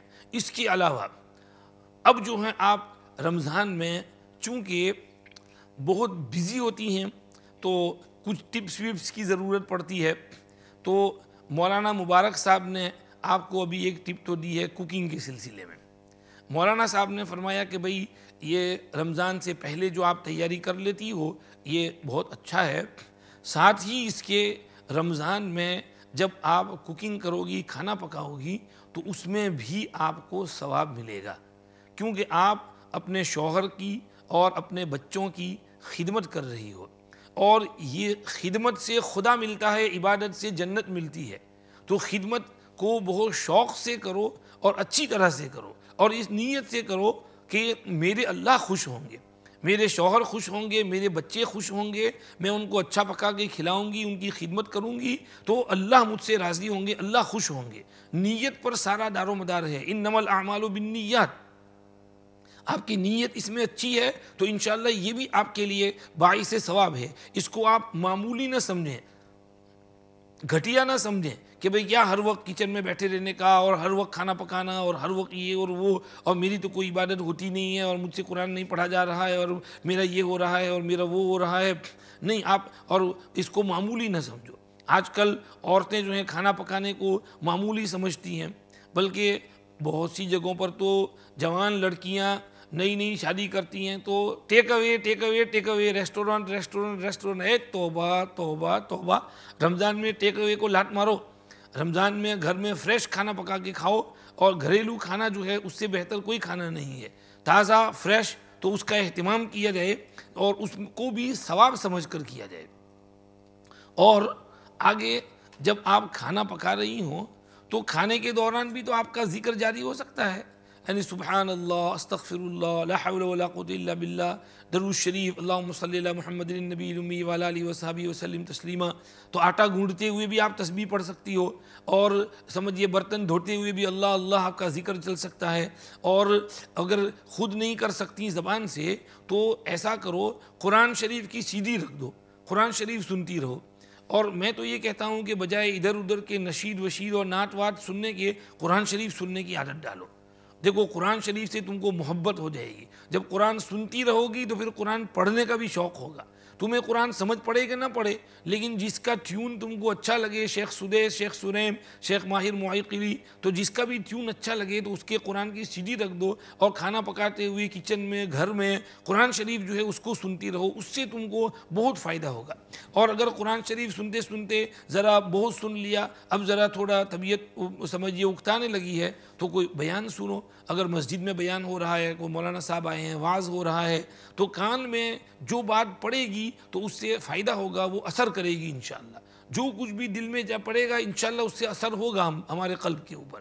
اگر مسجد کا بیان نہیں سننا ہے تو آپ دوپہر کو، مسجد میں بیان کا ٹائم نہیں ہے، صبح کا ٹائم ہے، تو آپ اس میں وہ ویب سائٹیں بڑی ہیں، ہماری ویب سائٹ پہ چلی جاؤ tafseerrahimi.com، اس میں آپ کو بہت بیان ملیں گے، اور سمجھیے کہ اس میں آپ جو سنو، آپ کو جو کچھ سننا ہے بہت کچھ وہاں پر ہے، تفسیریں بھی ہیں، تفاسیر بھی ہیں قرآن شریف کی، اور رمضان کے بیانات بھی ہیں، اور کچھ اصلاحی چیزیں بھی ہیں، اور کویشچن آنسرز بھی ہیں، کچھ لیڈیز کا اسپیشل سیکشن بھی ہے، اس میں لیڈیز کے آرٹیکلز بھی ہیں، تو آپ اس کو پڑھ بھی سکتی ہو، سن بھی سکتی ہو۔ تو بیانات وغیرہ سنو، اور بھی جو ہمارے مشائخ کی ویب سائٹ ہیں تو اس پر مفتی تقی صاحب کی ویب سائٹ ہے، پیر ذوالفقار نقشبندی صاحب کی ویب سائٹ ہے، التبلیغ.com، ہمارے دوست مولانا جنید صاحب کی ہے، انڈیا سے وہ چلاتے ہیں، اس میں بڑے اچھے اچھے سب اکابر کے بیانات اس میں آتے ہیں، تو آپ اس پر جائیے اور اس پر آپ بیان سنیے، تو انشاءاللہ اس سے آپ کو بہت فائدہ ہوگا۔ تو اس کی عادت ڈالو، کھانا پکاتے ہوئے بھی کوئی نہ کوئی اچھا کام ہو، اور اس کے درمیان بھی آپ جو ہیں باتیں نہ کریں، اور اگر آپ ذکر فکر کے ساتھ قرآن پڑھتے ہوئے، سنتے ہوئے کھانا پکاؤ گی تو اس کھانے میں برکت بھی ہوگی، سچ کہتا ہوں بہت برکت ہوگی۔ دیکھو اگر گالی بکتے ہوئے کھانا پکائیں گی، غیبت کرتے ہوئے پکائیں گی تو اس کھانے میں برکت نہیں ہوگی۔ سموسہ بھرنے کے لیے بیٹھی ہوئی ہیں اور غیبتیں کر رہی ہیں تو اس سموسے میں بے برکتی ہو جائے گی۔ لیکن اگر آپ اپنی زبان کنٹرول میں رکھو گی، اللہ اللہ کرتے ہوئے وہ سموسہ بھرو گی تو اس سموسے میں اللہ برکت ڈال دیں گے۔ تو اس لیے اس کا ذرا اہتمام کر لو۔ بے شک تم کو کھانا پکانا ہے اور اس کے لیے بہت سمجھیے کہ محنت بھی کرنی پڑتی ہے، سحری بھی تیاری کرنی پڑے گی، افطار بھی کرنا پڑے گا، اور اس کے لیے آپ کو شربت بھی بنانا پڑے گا، کچھ ادھر ادھر کی چیزیں، فروٹ بھی، تو گھر میں چھوٹے بچے بچیاں ہوں تو ان سے تھوڑا کام لے لو، ان کو بھی تھوڑی تھوڑی ذمہ داری سونپ دو کہ چلو آپ یہ کر لو، آپ وہ کر لو، اور سمجھیے بڑی بوڑھی عورتیں گھر میں ساتھ رہتی ہوں تو ان سے بھی تھوڑی مدد لے لو، اور مطلب یہ ہے کہ اپنا کام تھوڑا آسان کر دو۔ اور یہ بات ضرور ہے کہ اس ملک میں آپ کے سر پر بہت ٹینشن ہے۔ دیکھو جی، انڈیا، پاکستان، بنگلہ دیش میں تو ہم کو نوکرانیاں بھی مل جاتی ہیں، کام کرنے والیاں مامائیں آ جاتی ہیں، کام کرتی ہیں، ہیلپ کر جاتی ہیں۔ یہاں پر تو سارا کام آپ کو خود کرنا پڑتا ہے۔ صبح بچوں کو اسکول چھوڑنے جانا پڑے گا، شام کو لینے جانا پڑے گا، پھر ان کے لیے افطاری تیار کرنا پڑے گا، پھر نمازیں آپ کو پڑھنی پڑیں گی، تراویحیں پڑھنی پڑیں گی، تہجد پڑھنا ہوگا، دعائیں مانگنی ہوں گی، سحری کرنا ہوگا، سحری پڑھ کر پھر قرآن شریف پڑھنا ہوگا، پھر تھوڑا فجر کے لیے ویٹ کرنا پڑے گا، فجر پڑھ کے پھر تھوڑا آرام کریں گی۔ تو یہ سب سمجھیے کہ، اور روزے بھی اس سال تو بہت لمبے ہیں، بہت لمبے ہیں، بہت لمبے ہیں۔ اللہ آسان کرے ہمارے لیے، ہمارے بچوں کے لیے، خاص طور پر جو بچے ایگزام کرتے ہیں تو ان کو ترغیب دینی چاہیے کہ ایگزام کی وجہ سے روزہ ضائع نہیں کرنے کا۔ ایگزام فرض نہیں ہے، روزہ فرض ہے۔ ہمارے وہ یوسف بھائی قاضی مینچسٹر میں ہوتے ہیں، وہ اپنے بچوں کو سمر میں 4 بجے بھی فجر کے لیے اٹھاتے تھے۔ تو کوئی کہتا ہے کہ یار ان کو صبح اسکول جانا ہے، تو یوسف بھائی کہتے تھے بھائی اسکول جانا فرض نہیں ہے، فجر پڑھنا فرض ہے۔ یہ اسکول نہ بھی جائے تو مجھے کوئی پرابلم نہیں ہے، نہ پڑھے کیا ہے، اب بڑھ رہے گا، لیکن قیامت کے دن پوچھ تو نہیں ہوگی کہ اسکول کیوں نہیں گیا تھا۔ نماز نہیں پڑھے گا تو پوچھ ہوگی کہ فلاں دن کی فجر کیوں نہیں پڑھی تھی۔ تو عبادات جو ہیں فرائض، اس کی تو پوچھ ہونے والی ہے، تو اس میں تو ہم نے بہت پرٹیکولر رہنا ہے، اور روزے جو ہیں برابر رکھنے ہیں، بچوں کو تربیت کرنی ہے کہ بھئی کچھ بھی ہو جائے لیکن روزہ نہیں چھوٹے گا، روزہ تو تم نے رکھنا ہی رکھنا ہے۔ اور انشاءاللہ روزہ رکھیں گے فکر کے ساتھ، اہتمام کے ساتھ، تو اللہ پاک تمہارا دماغ بھی کھول دیں گے اور ایگزام بھی آسان کریں گے، کوئی مشکل نہیں ہے۔ اور ہم لوگ بھی جب چھوٹے تھے 80s میں، تو ہم نے روزے رکھے تھے اور ہم اسکول بھی جاتے تھے، ایگزام بھی دیتے تھے اور سب کرتے تھے، کچھ بھی نہیں ہوا، اللہ کا کرم، فضل و کرم ہے الحمدللہ۔ تو اس لیے جو آدمی جب محنت کرتا ہے، فکر کرتا ہے، ہمت کرتا ہے، تو اللہ بھی مدد دے دیتے ہیں۔ اور اس میں اپنے بچوں کو خاص طور پر خیال رکھنا پڑے گا، کیونکہ انٹرنیٹ پر وہ بعض ایسے مضامین ہیں، آرٹیکل ہیں، ASCL والوں نے ایک آرٹیکل نکالا ہے، تو اس میں انہوں نے کہا کہ بھئی یہ روزے جو ہیں بے شک ضروری ہیں، یہ ہے وہ ہے، لیکن بعض ریزن پر روزے جو ہیں وہ اس کو پسپون بھی کر سکتے ہیں، جیسے کوئی حائضہ ہو، نفاس والی ہو، اور کوئی مریض ہو، کوئی مسافر ہو، اور کوئی ایسا ہو، ایسا فنا دودھ پلانے والی ہو، حاملہ ہو، تو وہ پسپون۔ تو انہوں نے اس میں کہہ دیا ایگزام بھی ایک ریزن ہے، تو آپ روزہ پسپون کر دو، ایگزام کے دن میں روزے مت رکھو۔ اب بتائیے صاحب، یہ غیر مسلم ان کی ویب سائٹ، وہ مفتی بن گئے اور ہمارے بچوں کو یہ فتویٰ دے رہے ہیں اور ہمارے بچے اس کو پڑھ رہے ہیں۔ تو اس لیے اس میں آپ احتیاط کریں اپنے بچوں کو پہلے سے، اسی لیے میں کہہ رہا ہوں کہ آپ آج سے ہی گھر جا کر تعلیم شروع کر دو، اور بچوں کے دماغ میں روزوں کا امپورٹنس جو ہے وہ بٹھاؤ کہ روزے کتنے ضروری ہیں، کتنا امپورٹنٹ ہیں، تو پھر بچے جو ہیں وہ روزے برابر رکھیں گے اور نظام گھر کا سارا آپ کے قبضے میں ہے۔ تو ذرا اس کا خیال کر لیں۔ آگے دوسرا، یہ ہماری بچی نے، عائشہ نے ایک مضمون لکھا ہے، آرٹیکل، وہ اس میں ہم نے اس پہ رکھا ہے تفسیر رحیمی پر، کل ہی اس کو اپلوڈ کیا۔ تو اس میں اس نے جو باتیں لکھی ہیں، اس میں ایک یہ بھی لکھا ہے کہ دعا، کہ بھئی اپنے لیے، اپنے بچوں کے لیے بہت دعا مانگو، بہت دعا مانگو۔ جو دعا کے اوقات ہیں، سحری کا ٹائم ہے، دعا کا وقت ہے، افطار کا ٹائم ہے، دعا کا وقت ہے، فرض نمازوں کے بعد دعا کا وقت ہے، اور تراویح کے بعد دعا کا وقت ہے، تو اس وقت آپ ہاتھ اٹھا کر، یعنی تراویح کے بعد، فرض کے بعد، سحری کے ٹائم پر جب چانس ملے، اور اسی طرح افطار سے پہلے اگر 5-10 منٹ اگر جلدی سے افطار ریڈی کر دیا آدھا گھنٹہ پہلے، اور پھر آپ بھی جو ہے اخیر میں 5-10 منٹ دعا میں لگ گئیں، تسبیحات میں لگ گئیں، تو یہ دعا خوب مانگو۔ اللہ پاک جو ہے آپ مستورات کی دعائیں بہت جلدی سنتے ہیں، اور اسی لیے ماں کی دعا بہت ایفیکٹیو ہے۔ سب سے زیادہ مؤثر دعا اگر کوئی ہے تو وہ ماں کی دعا ہے۔ کسی بڑے بزرگ کی دعا بھی اتنی ایفیکٹیو نہیں جتنی ایفیکٹیو ماں کی دعا ہے۔ ماں کی دعا سے بڑے بڑے مسئلے حل ہو جاتے ہیں، اور آپ تاریخ میں ایسے ایسے قصے سنیں گے کہ ماں کی دعا لگ گئی اور بچہ جو ہے وہ پروان چڑھ گیا۔ جتنے بھی مشائخ بڑے بڑے ہوئے ہیں، امام بخاری رحمۃ اللہ علیہ، امام ابو حنیفہ رحمۃ اللہ علیہ، بڑے بڑے اکابر، یہ ماں کی دعا سے بنے ہیں۔ خود حضور پاک صلی اللہ علیہ وسلم کی ماں حضرت آمنہ نے بھی آپ کے لیے بہت دعائیں کی تھیں، اور وہ تو انتقال کر گئی جب حضور 6 سال کے تھے، لیکن اپنے بچے کو دیکھ کر ان کے لیے بہت دعائیں کرتی تھیں۔ تو یہ دعا جو ہے ماں کی بہت مؤثر ہے، بہت ایفیکٹیو ہے۔ تو اس لیے آپ کو خاص طور پر اپنے لیے، اپنے بچوں کے لیے، اور اپنے گھر والوں کے لیے، اپنی بچیوں کے لیے، اپنے بھائی بہنوں کے لیے، رشتہ داروں کے لیے، اور پوری امت مسلمہ کے لیے آپ نے بہت دل لگا کر خوب دعائیں مانگنی ہے۔ اور رمضان کا مہینہ جو ہے نا، وہ تو دعا کا مہینہ ہے۔ حضور نے ایک جگہ فرمایا کہ 24 گھنٹے میں روزے دار کو ایک دعا ایسی ملتی ہے جو ریجیکٹ نہیں ہوتی۔ یعنی ہم اگر 5, 10, 15 دعائیں مانگیں گے تو ان دعاؤں میں ایک دعا تو ایسی ہوگی جو ریجیکٹ نہیں ہوگی، وہ تو اللہ نے قبول کرنی ہی کرنی ہے۔ تو 30 دن میں 30 دعائیں تو اس کی گارنٹی ہے۔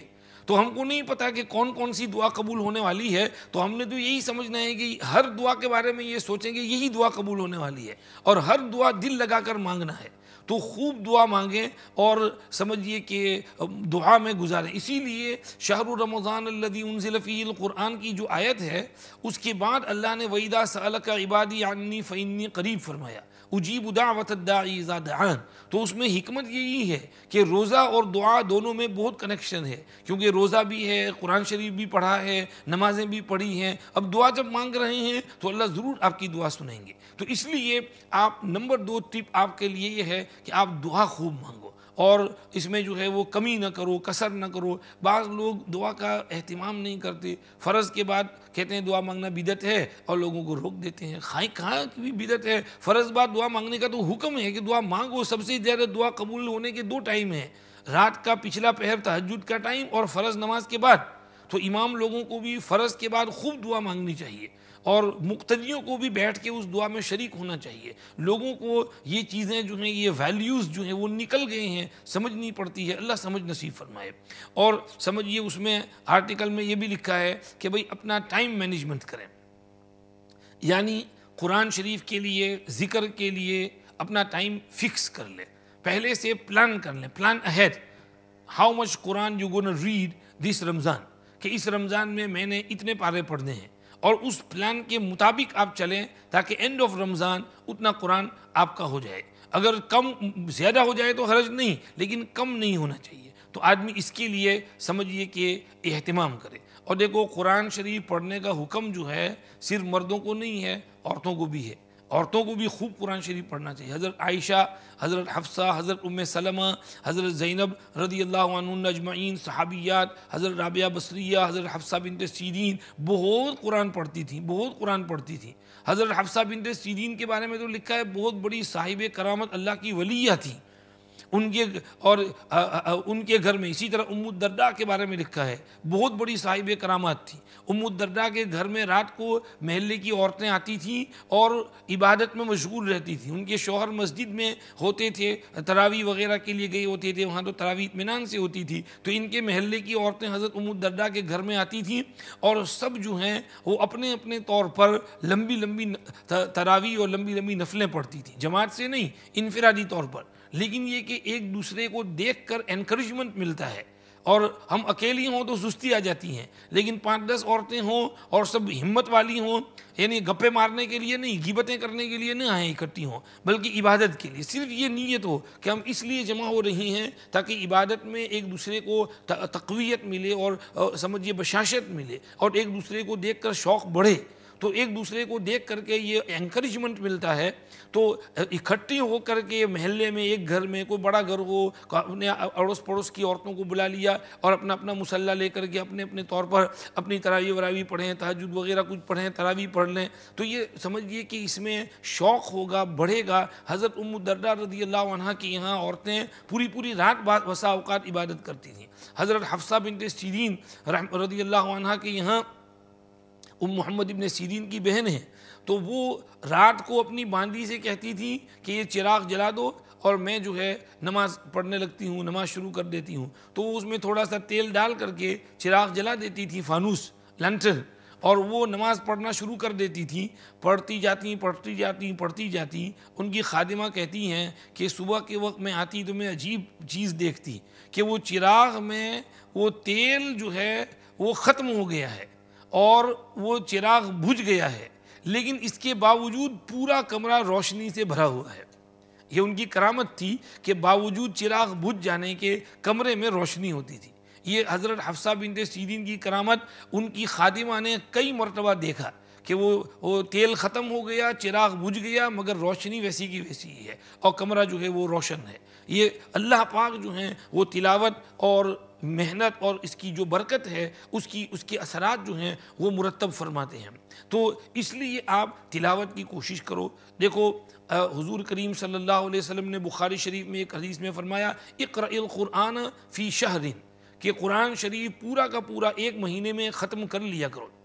تو حضرت عبداللہ ابن عمرو بن عاص نے پوچھا حضور نہیں، 1 مہینہ تو بہت ہے، مجھے زیادہ پڑھنے کی اجازت دو۔ فرمایا 7 دن میں ختم کر لیا کرو، 10 دن میں۔ انہوں نے کہا نہیں اور دو، فرمایا 7 دن میں، پھر انہوں نے کہا اور، فرمایا 3 دن میں، اس سے کم نہ کرو، اور بہت زیادہ پڑھو گے اور عادت ڈال دو گے بہت زیادہ کی تو وہ تمہارے لیے پھر آگے چل کر کے جب بوڑھے ہو جاؤ گے اور نہیں پڑھ پاؤ گے تو مشکل ہو جائے گا، اس لیے تم جو ہے اتنا رکھو۔ تو صحابہ کو قرآن پڑھنے کا بہت شوق تھا، حضور ان کو تھوڑا پابندی لگاتے تھے کہ تھوڑا کم کرو کم کرو۔ ہم کو تو قرآن پکڑتے ہی نہیں، تو اس لیے ہم کو تو کہنا پڑتا ہے کہ قرآن اٹھاؤ اور قرآن پڑھو۔ تو اس لیے آپ سے بھی ہم یہ درخواست کریں گے کہ آپ کو جب فری ٹائم ملے تو اس میں قرآن شریف لے کر بیٹھو، قرآن شریف پڑھو۔ اگر آپ میں کچھ بچیاں ایسی ہیں، لڑکیاں جو جاب پر جاتی ہیں، تو رمضان میں چھٹی لے لیں، اور اگر چھٹی نہیں ملتی ہے تو کچھ گھنٹے ریڈیوس کر دیں، کم کر دیں۔ اگر روزانہ 7-8 گھنٹے کام کرتی ہیں تو اس کو ریڈیوس کر کے 4-5 کر دیں، تاکہ کچھ آخرت کے لیے تیاری ہو سکے۔ لیکن آپ کو کچھ کرنا پڑے گا، کچھ ٹائم مینجمنٹ کرنا پڑے گا، تو اس کے حساب سے پھر آپ کا سمجھیے کہ رمضان کی تیاریاں ہوں گی۔ آلسو تہجد کی بھی عادت ڈالو کہ بھئی ہم نے انشاءاللہ تہجد پڑھنی ہے، جتنی ہو سکیں 12 رکعت ہو سکیں تو 12 پڑھ لیں، 12 نہ ہو سکے تو 8 پڑھ لیں، 8 نہ ہو سکے تو 4 تو ہاتھ سے بالکل نہ جانے دیں، اور ضرور پڑھیں تہجد کی نماز۔ تراویح تو پڑھنی ہی پڑھنی ہے، 20 رکعت تراویح کو نہیں گپلانا ہے، وہ تو سنت مؤکدہ ہے۔ لیکن میں یہ عرض کر رہا ہوں کہ تراویح کے ساتھ ساتھ ذرا تہجد کی بھی عادت ڈالیں، اللہ توفیق نصیب فرمائے۔ اور اس کے علاوہ ایک بات یہ بھی ہے کہ رمضان کا پورا مہینہ ٹی وی نہ دیکھیں، ٹی وی بند کر دیں، اور جتنے بھی ڈسٹریکشنز ہیں ان کو کم کر دیں۔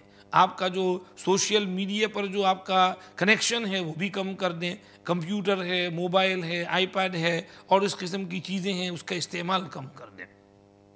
اگر بند ہو سکے تو ٹھیک ہے، نہیں تو کم سے کم ریڈکشن تو اس میں کر ہی دینا چاہیے، اور گھر میں بھی ذرا یہ کوشش کرنی چاہیے کہ ٹی وی وغیرہ جو ہے اس سے حفاظت ہو، اور رمضان میں یہ چیزیں گڑبڑ سڑبڑ نہیں چاہیے۔ آگے اس کے علاوہ اس میں یہ بھی لکھا ہے، چونکہ ہم لوگ انسان ہیں، تھک جاتے ہیں، تو دن کو بھی تھوڑا آرام کر لیا کریں، سو جایا کریں تھوڑی دیر۔ پورا دن جو ہے بھاگم بھاگی کا نہ رکھیں، کیونکہ رات کو تو ہم کو نیند کم ہوتی ہے، کم ملتی ہے، تو دن کو بھی تھوڑا سا سو جایا کریں۔ ایک کسی نے اس دن آرٹیکل بھیجا تھا، اس میں لکھا تھا، کوئی ڈاکٹر پتہ نہیں کیا نام، ڈاکٹر عمران کوئی آرٹیکل لکھنے والے تھے، تو اس میں انہوں نے کہا تھا کہ بھئی رمضان میں دن کو بالکل نہ سوئیں، کیونکہ رمضان میں دن کو سونا یہ بے برکتی کا باعث ہے۔ میں نے کہا یہ کون ڈاکٹر عمران ہے؟ ہمارے ملک میں تو دن کو ہی سونا پڑتا ہے، اور ویسے ہی بھی فجر بعد ہی سب نارمل سوتے ہیں، اور پھر دوپہر کو بھی تھوڑا قیلولہ کرنا پڑتا ہے۔ شام کو اگر جاب پر سے آئے 5 بجے تو اس کے بعد میں تو مشورہ دوں گا کہ 1 گھنٹہ 1.5 گھنٹہ سو جاؤ، بالکل سو جاؤ، کوئی کام نہیں کرنے کا، آرام کرو، اور پھر جو ہے عصر کی نماز کے لیے ریڈی ہو جاؤ، کیونکہ عصر کے بعد سے لے کر آپ کو مغرب اور افطاری اور عشاء اور تراویح، یہ لمبا چوڑا آپ کو بہت محنت کرنا ہے، تو آپ کو اس میں مدد مل جائے گی۔ دیکھو اس کو دن کو دوپہر کے وقت سونے کو قیلولہ کہتے ہیں، اور ہمارے نبی صلی اللہ علیہ وسلم کی سنت ہے قیلولہ، سیسٹا اس کو بولتے ہیں، اور آپ صلی اللہ علیہ وسلم قیلولہ اسی لیے کرتے تھے کہ اس سے تہجد میں مدد ملتی تھی۔ اگر قیلولہ نہ کریں اور پورا دن ایسے ہی جاگتے رہیں تو پھر رات کو سمجھیے کہ اٹھنا یہ مشکل ہو جاتا ہے، کچی نیند سے اٹھنے کا پرابلم ہوتا ہے۔ لیکن آدمی دوپہر کو تھوڑی دیر قیلولہ کر لے تو پھر رات کو تہجد کے لیے اٹھنے میں آسانی رہتی ہے، تو حضور کا مستقل معمول تھا۔ اور اب تو یہ لوگ بھی سائنٹسٹ ریسرچ کر کے بتاتے ہیں کہ بھئی یہ سیسٹا اور قیلولہ جو ہے وہ بہت مفید چیز ہے، اور دوپہر کو جاب پر بھی اپنی کرسی پر ایسے ہی سر کھیپ لگ کر کے تھوڑی دیر سو جانا چاہیے، 10-20 منٹ کا نیپ مل جائے تو وہ پاور نیپ کہلاتا ہے، اور اس سے بہت فائدہ ہوتا ہے۔ تو یہ سمجھیے کہ رمضان کے سلسلے میں کچھ سمجھیے کہ ہدایات ہیں، کچھ ٹپس ہیں، آپ ان کا خیال رکھیں۔ ویسے بھی رمضان جو ہے وہ اسپریچوالٹی کو انہانس کرنے کے لیے ہے، تو آپ کی روحانیت کو آگے بڑھانے کے لیے آپ سمجھیے کہ ابھی سے تیار ہو جائیے اور کچھ ریڈی ہو جائیے۔ ساتھ ہی اس کے وہ بھی خیال رکھیں جو امام غزالی رحمۃ اللہ علیہ نے لکھا ہے۔ انہوں نے لکھا ہے کہ بھئی روزے جو ہیں اس کی 3 قسمیں ہیں، روزے داروں کی 3 قسمیں ہیں۔ ایک تو روزہ عوام کا روزہ، اور عوام کا روزہ تو کیا ہے، جو حدیث میں جو کہا ہے کہ بھئی امساک عن المفطرات، کہ جو چیزیں روزہ توڑنے والی ہیں ان سے رک جانا، کھانا پینا اور اپنی شہوت پوری کرنا، تو اس سے آدمی رک جائے، یہ روزہ ہے۔ باقی دوسرا روزہ جو ہے وہ خواص کا روزہ، جو اللہ کے جو خاص بندے ہیں، اور ان کا روزہ یہ ہے کہ صرف پیٹ کا روزہ نہیں، شرمگاہ کا روزہ نہیں، بلکہ اپنے دوسرے اعضائے جسم کا بھی روزہ، یعنی آنکھ کا روزہ، کان کا روزہ، زبان کا روزہ، اور اسی طرح سے دل اور دماغ کا بھی روزہ۔ تو آنکھ سے غلط چیزیں نہ دیکھیں، کان سے سانگز اور میوزک اور گانا وانا نہ سنیں، اور زبان سے غلط چیزیں نہ بولیں، اور جھوٹ، غیبت، تیری میری لعنت اور گالم گلوجی، یہ چیزوں سے احتیاط کرے، زبان کو کنٹرول میں رکھے۔ اور دیکھو زبان کو کنٹرول میں رکھنے کا بہت دور تک اثر جاتا ہے۔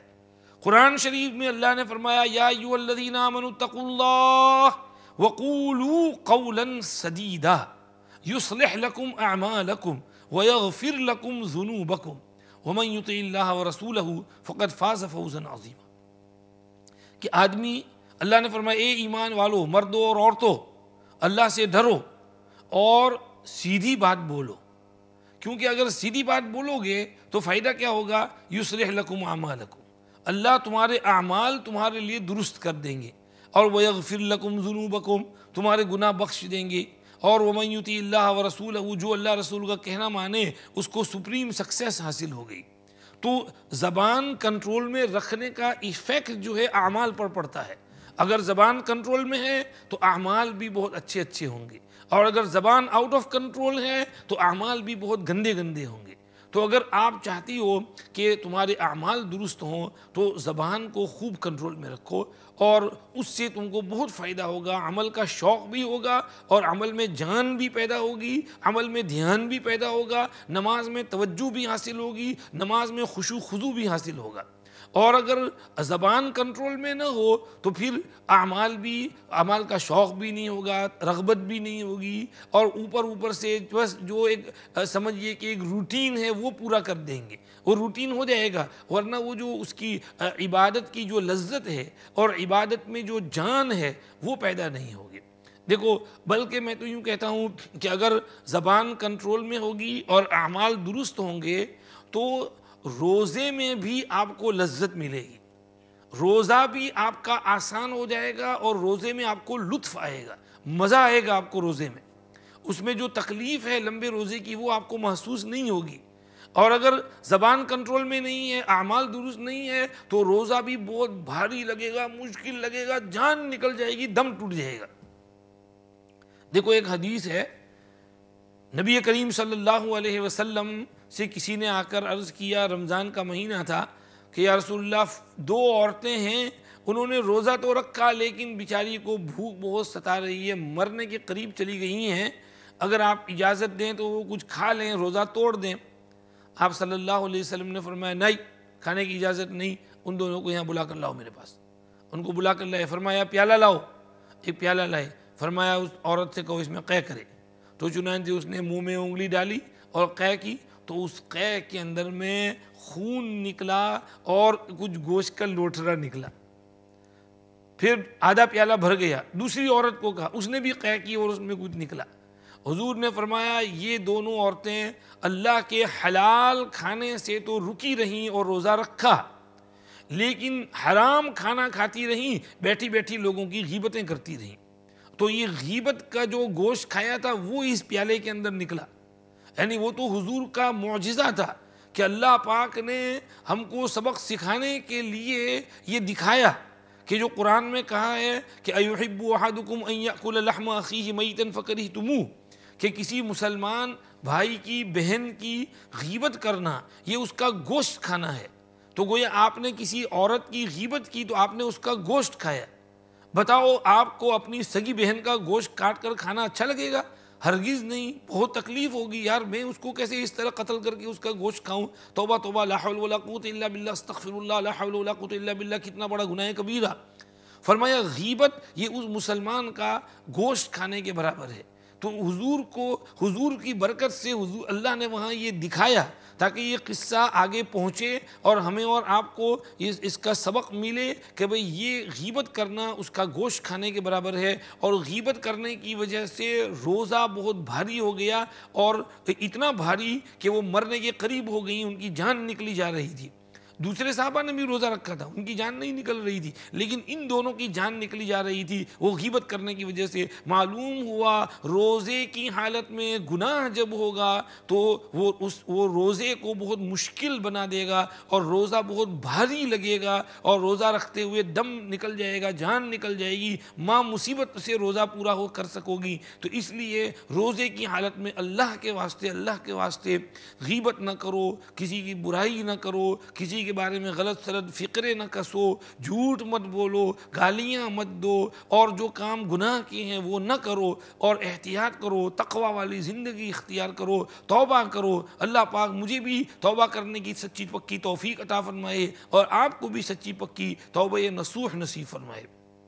تو اس کا خاص اہتمام کیا جائے کہ زبان بھی کنٹرول میں ہو۔ یہ خواص کا روزہ ہے کہ وہ ساتھ ساتھ پیٹ شہوت پر کنٹرول کرنے کے، اپنے اعضائے جسم پر بھی کنٹرول رکھتے ہیں، اور حتیٰ کہ دل دماغ پر بھی کنٹرول رکھنے کا، کہ دل میں بھی غیر اللہ کی چیزیں نہ آئیں، اور سمجھیے کہ دماغ میں بھی ادھر ادھر کے خیالات اور وسوسے وغیرہ نہ آئیں، اور ان سے حفاظت ہو۔ آگے حضرت نے امام غزالی نے لکھا خواص الخواص کا روزہ، جو خاص اور ایلیٹ اور اوپر کے طبقے کے ہیں، اللہ کے مقربین ہیں، اللہ کے مقرب بندے اور بندیاں ہیں، تو ان بندوں اور بندیوں کا روزہ، اور ان کا روزہ تو یہ ہے کہ غیر اللہ کی طرف اپنی توجہ نہ جانے دیں، یعنی روزے کی حالت میں غیر کی طرف خیال جانے سے بھی اپنے خیال کو روکے، اپنے دماغ میں غیر کا تصور بھی نہ آئے، غیر کا خیال بھی نہ آئے، سوچے بھی نہیں کسی دوسرے کے بارے میں، یعنی دوسرے کے بارے میں دوسرے کی طرف سے کوئی لالچ وغیرہ کو اپنے دل میں نہ آنے دے، بلکہ ہمہ تن 24 گھنٹے ہر لمحہ اپنے دل کو اللہ کے ساتھ کنیکٹڈ رکھے، اور مراقبہ کرے کہ اللہ مجھے دیکھ رہے ہیں، اللہ کی نظر مجھ پر ہے، اللہ میرے ساتھ ہیں، اللہ میرے پاس ہیں، اللہ مجھے دیکھ رہے ہیں۔ تو اللہ کی طرف ہر لمحہ اور ایوری منٹ ایوری سیکنڈ اللہ کی طرف متوجہ رہے۔ اللہ قرآن میں کہتے ہیں الم یعلم بان اللہ یری، انسان جانتا نہیں کہ اللہ اس کو دیکھ رہے ہیں۔ اللہ فرماتے ہیں وَهُوَ مَعَكُمْ أَيْنَمَا كُنْتُمْ وَنَحْنُ أَقْرَبُ إِلَيْهِ مِنْ حَبْلِ الْوَرِيدِ، تمہاری جگولر وین سے بھی ہم تمہارے زیادہ قریب ہیں۔ We are more closer to you than your jugular vein۔ تو آدمی اس کا خیال رکھے کہ ایوری منٹ ایوری سیکنڈ اللہ مجھ کو دیکھ رہے ہیں، His watchful eyes are over me۔ یہاں CCTV ہے، وہ ریکارڈنگ ہو رہا ہے، وہ 2 فرشتے کرامن کاتبین میری ریکارڈنگ کر رہے ہیں، اور یہ ریکارڈنگ وہاں پر ریوائن کر کے پلے کی جائے گی، اور میری پوری لائف میرے سامنے ہوگی۔ تو آدمی اس کا توجہ اور اس کا دھیان اور اس کا مراقبہ اور اس کا استحضار رکھے اور خیال رکھے، اور غیر کی طرف بالکل توجہ نہ جانے دے۔ اہل اللہ کا حال تو یہ ہوتا تھا کہ اگر افطار سے پہلے ان کے پاس کچھ آ جائے تو وہ اس کو بھی غریبوں میں تقسیم کر دیتے تھے، اپنے پاس نہ رکھتے تھے، سمجھتے تھے کہ یہ بھی توکل کے خلاف ہے، کہ اس کی طرف میری توجہ گئی، کہ وہ پیسہ آیا اور وہ کھانا آیا تو اس کی طرف میرا دھیان کیوں گیا، تو اس طرف نہیں، اللہ بھیجیں گے، اللہ جو بھیجیں گے اس سے ہم افطاری کریں گے۔ مولانا الیاس صاحب بانی تبلیغ رحمۃ اللہ علیہ کے یہاں رمضان میں وہ کچھ نہیں، وہ پانی ہوتا تھا، گولڑ ہوتا تھا، پتہ نہیں گولڑ ایک قسم کا فروٹ ہے، وہ پانی میں ڈال دیا، بھگو کے کھا لیا، کبھی اس میں نمک ڈال دیا، بس اس طرح سے گزارا ہوتا تھا، اور لیکن ان کو اس میں مزہ آتا تھا۔ اور وہ جو ایسے جو سمپل اور سادہ خوراک والے جو رمضان ہوتے ہیں اس کا لطف ہی کچھ اور ہوتا ہے۔ تو انسان یہ خواص الخواص کا روزہ ہے، وہاں تک پہنچنے کی کوشش کرے، تو کہ بھئی یہ سمجھیے کہ اللہ کی طرف ہر وقت متوجہ رہے اور دھیان اللہ کی طرف رہے۔ اگر کوئی کام بھی کر رہے ہیں، کچن میں کام کر رہے ہیں، کپڑے دھو رہے ہیں، برتن دھو رہے ہیں، گاڑی چلا رہے ہیں، دکان جا رہے ہیں، سودا خرید رہے ہیں، لیکن دل اور دماغ اللہ سے لگا ہوا ہے اور توجہ اللہ کی طرف ہے، تو یہ اگر یہ کیفیت حاصل ہو جائے تو پھر کیا ہے، نور علی نور، اس کو حضوری اور استحضار کہتے ہیں۔ انبیاء کرام علیہم السلام کو ہر وقت اللہ کا استحضار ہوتا تھا، اس لیے انبیاء کرام علیہم السلام معصوم ہوتے تھے، گناہ نہیں کر سکتے تھے، کیونکہ ان کی توجہ ہر وقت اللہ کی طرف رہتی تھی۔ تو اس کی کوشش کریں کہ یہ خواص الخواص کا رتبہ ہم کو حاصل ہو اور وہاں تک پہنچ سکیں۔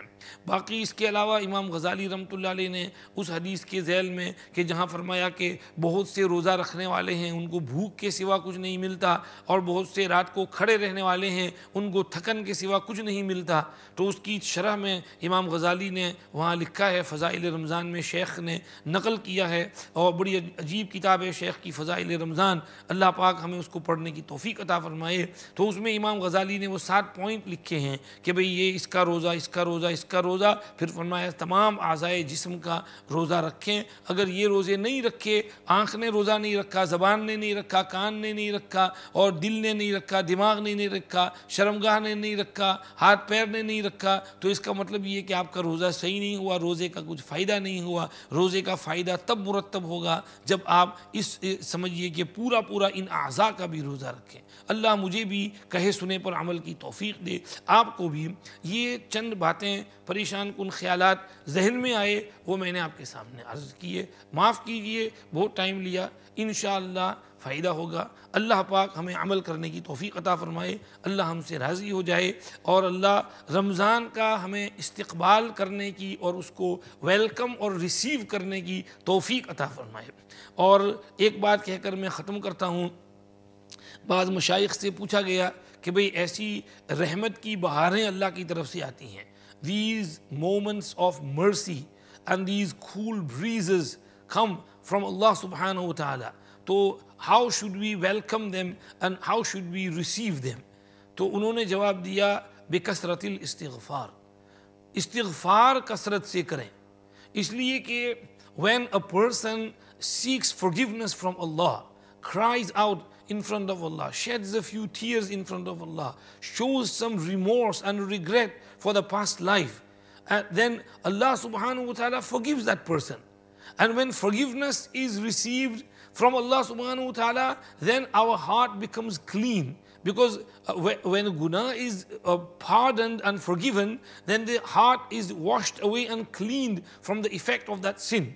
So the heart becomes cleaned, purified, nurani, sufed and white, and there is no dark patches of sins on there. It's not pitch black, it's not murky, it's not blackened with the black colors and effect of the sin. Then when it's cleaned off, it's washed away, then inshallah when the Ramadan and these rahmats come, then our hearts will absorb them and it will come inside, and inshallah it will enhance our spirituality and it will increase the nur in our hearts. So in order to get ready for these mawsims, what we need to do is kasrat of istighfar, at least 100 times istighfar a day, in fact 500 times, 1000 times a day, chalte phirte astaghfar, Allahumma ighfirli, oh Allah forgive me, oh Allah forgive me, oh Allah forgive me, oh Allah forgive me. یہ معافی مانگتے رہو اللہ سے اور اللہ سے استغفار کرتے رہو۔ اگر اللہ نے معاف کر دیا، مغفرت کر دی، تو اس سے دل صاف ہو جائے گا۔ جب دل گناہوں کے اثرات سے صاف ہو گیا تو پھر رمضان کی مبارک رحمتیں، برکتیں، بہاریں آئیں گی تو وہ دل میں اتر جائیں گی، ابزورب ہو جائیں گے۔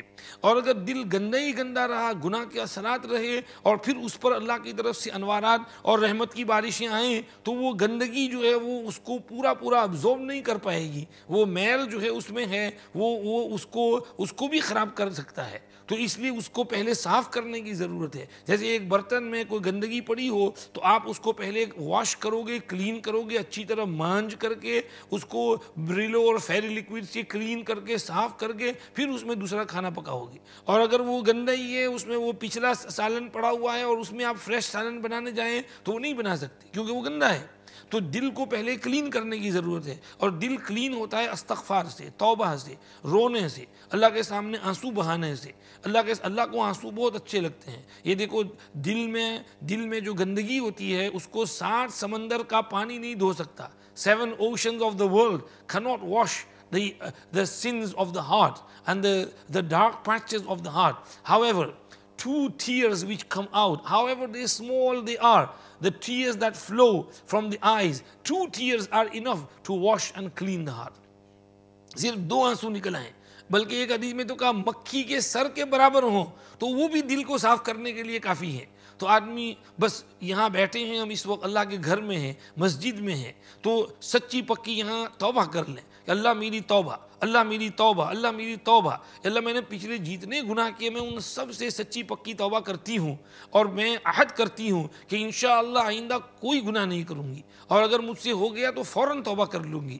اگر تم نے یہ عزم اور پختہ ارادہ یہاں سے کر لیا اور توبہ کر لی تو انشاءاللہ اللہ پاک آپ کو اب بھی اسی وقت معاف کر دیں گے، اسی وقت پوری زندگی معاف ہو جائے گی انشاءاللہ۔ اور آئندہ آپ بیہیو کرو، آپ کا دل صاف ہے، آپ کے دل میں نورانیت، رحمت، برکت آئے گی، آپ اس کو ابزورب کرو گی، فائدہ ہوگا انشاءاللہ۔ اللہ ہمیں ہر قسم کے چھوٹے بڑے گناہ سے سچی پکی توبہ نصیب فرمائے۔ اگر بے حجابی کی عادت ہے، کھلے سر پھرنے کی عادت ہے، توبہ کر لو کہ اب سے ہم حجاب پہنیں گی۔ اگر نقاب نہیں پہن سکتی کم سے کم حجاب تو پہنو، کم سے کم اپنے سر پر اسکارف اور دوپٹہ تو ڈالو، اور لباس صحیح پہنو۔ یہ ایک بات آ گئی، اس پر بھی ایک گھنٹے کا لمبا ٹاپک چاہیے۔ آج کل عورتوں میں یہ ٹائٹس پہننے کی عادت پڑ گئی۔ یا اللہ، پہلے شلوار قمیص تھا، شلوار سے پھر آگے جینز آئیں، اور جینز سے اب ٹائٹس آ گئے، اور ٹائٹ سے اب پتہ نہیں پھر ٹانگیں کھلی چھوڑ دیں گی۔ تو یہ ٹائٹس پہننا، بلاؤز پہننا، یہ تو تمہارے باڈی کے شیپ کو غیر محرم کے سامنے ریویل کرتی ہیں۔ اور لباس کا مقصد یہ نہیں ہے کہ صرف سکن کا کلر چھپ جائے، لباس کا مقصد تو یہ ہے کہ شیپ بھی چھپ جائے اور بدن جو ہے وہ دوسرے کے سامنے اٹریکٹیو نہ بنے۔ تو یہ سمجھیے کہ جینز پہننا یا اسی طرح سے یہ ٹائٹس پہننا اور چھوٹا سا بلاؤز پہننا، یہ تو تمہارے باڈی کی شیپ کو دوسروں کے سامنے ریویل کرتا ہے۔ یہ تو آپ گناہ کر رہی ہیں اور گناہ کا سبب بن رہی ہیں، اور آنکھ کے گناہ کا سبب بن رہی ہے۔ دیکھو، آپ کا دل صاف ہوگا میں مانتا ہوں، لیکن جو آپ کو دیکھ رہا ہے اس کے دل میں کیا ہے آپ کو کیا پتا؟ اس کا دل، اس کا دماغ، اس کی آنکھیں آپ کے ساتھ زنا کر رہی ہیں۔ آپ اس طرح سے گزر رہی ہو، سڑک پر جتنے لوگ آپ کو دیکھ رہے ہیں سب آپ کے ساتھ زنا کر رہے ہیں، اور آپ کو گناہ ہو رہا ہے کیونکہ آپ اس گناہ کا سبب بن رہی ہو۔ تو اس لیے آپ کیوں ایسا لباس پہنتی ہو، کیوں اپنا جسم اچھی طرح چھپاتی نہیں ہو اور اپنا جسم اچھی طرح ڈھانکتی نہیں ہو؟ ایسی لڑکیوں کو سمجھاؤ، بٹھاؤ، نصیحت کرو کہ اللہ کی بندی ایسا نہ کرو۔ بلکہ میں تو کہتا ہوں چھوٹی بچیوں کو بھی ایسا لباس مت پہناؤ۔ ہمارے حضرت شیخ یونس صاحب کے سامنے ایک صاحب جو ہیں وہ چھوٹی بچی کو پھونک مرانے کے لیے لائے، شیخ نے اس کو ہاتھ نہیں لگایا، شیخ نے فرمایا بھائی اس کا لباس صحیح کرو، اس کو یہ جو بالکل چست جو لباس پہنا رکھا ہے یہ بچیوں کے لیے چست لباس صحیح نہیں ہے، بلکہ ان کو ذرا جسم اچھی طرح ابھی سے ڈھانکو، کہ بچپن ہی سے اچھی طرح جسم ڈھانکنا چاہیے۔ تو یہ سمجھیے کہ لباس کے سلسلے میں اگر بری عادت ہو تو یہیں بیٹھ کے توبہ کرو، اور اس قسم کے جتنے کپڑے اس کو پھاڑ پھوڑ کے پھینک دو اس کو، کہ اب سے یہ نہیں پہننا ہے، اور اب سے ہم نے اپنا جسم جو ہے یہ سطر ہے، اور پورا جسم جو ہے غیر مرد سے اچھی طرح چھپانا ہے۔ اور غیروں کی نقالی اور خربوزے سے رنگ پکڑتا ہے تو ہم جاب پر جائیں اور وہاں پر لڑکیاں یا کالج میں یونی میں تو ان کو دیکھ کر کے ہم ویسی بن جائیں اور ویسا ہی پہننا شروع کر دیں، وہ سر پہ ایک دوپٹہ چڑھا لیا اور کیملز ہمپ بنا لیا تو اس کی وجہ سے ایسا نہیں ہو جائے گا کہ باقی جسم کو آپ جس طرح چاہو کھولو۔ اور یہ بھی جو ہے اس سے بھی تھوڑا احتیاط کرنا چاہیے، یہ بھی ایک طرح کی فیشن ہے، پیچھے بڑی بڑی پن لگا دینا اور پھر اس کے اوپر اوڑھنی ڈال دینا۔ یہ چلو تھوڑا سا حجاب تو ہو گیا، اچھا ہے، کم سے کم بال تو ڈھانکے، لیکن یہ بھی اٹریکشن کا سبب بنتا ہے۔ تو سمپل حجاب ہونا چاہیے اور بال سیدھے رکھنے چاہیے، بہت بڑا امبوڑا بنا کے پیچھے اس کا شو نہ کرنا چاہیے۔ بہرحال یہ معاف کیجیے اگر آپ کو برا لگے، لیکن ہم یہاں بیٹھے ہی اس لیے کہ کڑوی بات بھی کہنا پڑتا ہے، اور میں نے کوئی تیز لفظ کہہ دیا مجھے معاف کر دینا، لیکن یہ کہ حقیقت یہ ہے، اس کو ہم نہیں بولیں گے تو کون بولے گا؟ تو اس لیے ہم کو یہ کہنا پڑ رہا ہے، اللہ کے واسطے ذرا اپنے لباس کو بھی صحیح کرو، اللہ کے حضور میں سچی پکی توبہ کرو، رو دھو، اللہ سے مانگو، انشاءاللہ اللہ ہدایت دیں گے، اللہ توفیق دیں گے، اللہ قبول فرمائے، اللہ ہم سب سے راضی ہو جائے۔ درود شریف پڑھ لیں، دعا کر لیتے ہیں۔ مولانا صاحب دعا کرا دو، درود شریف پڑھ لو۔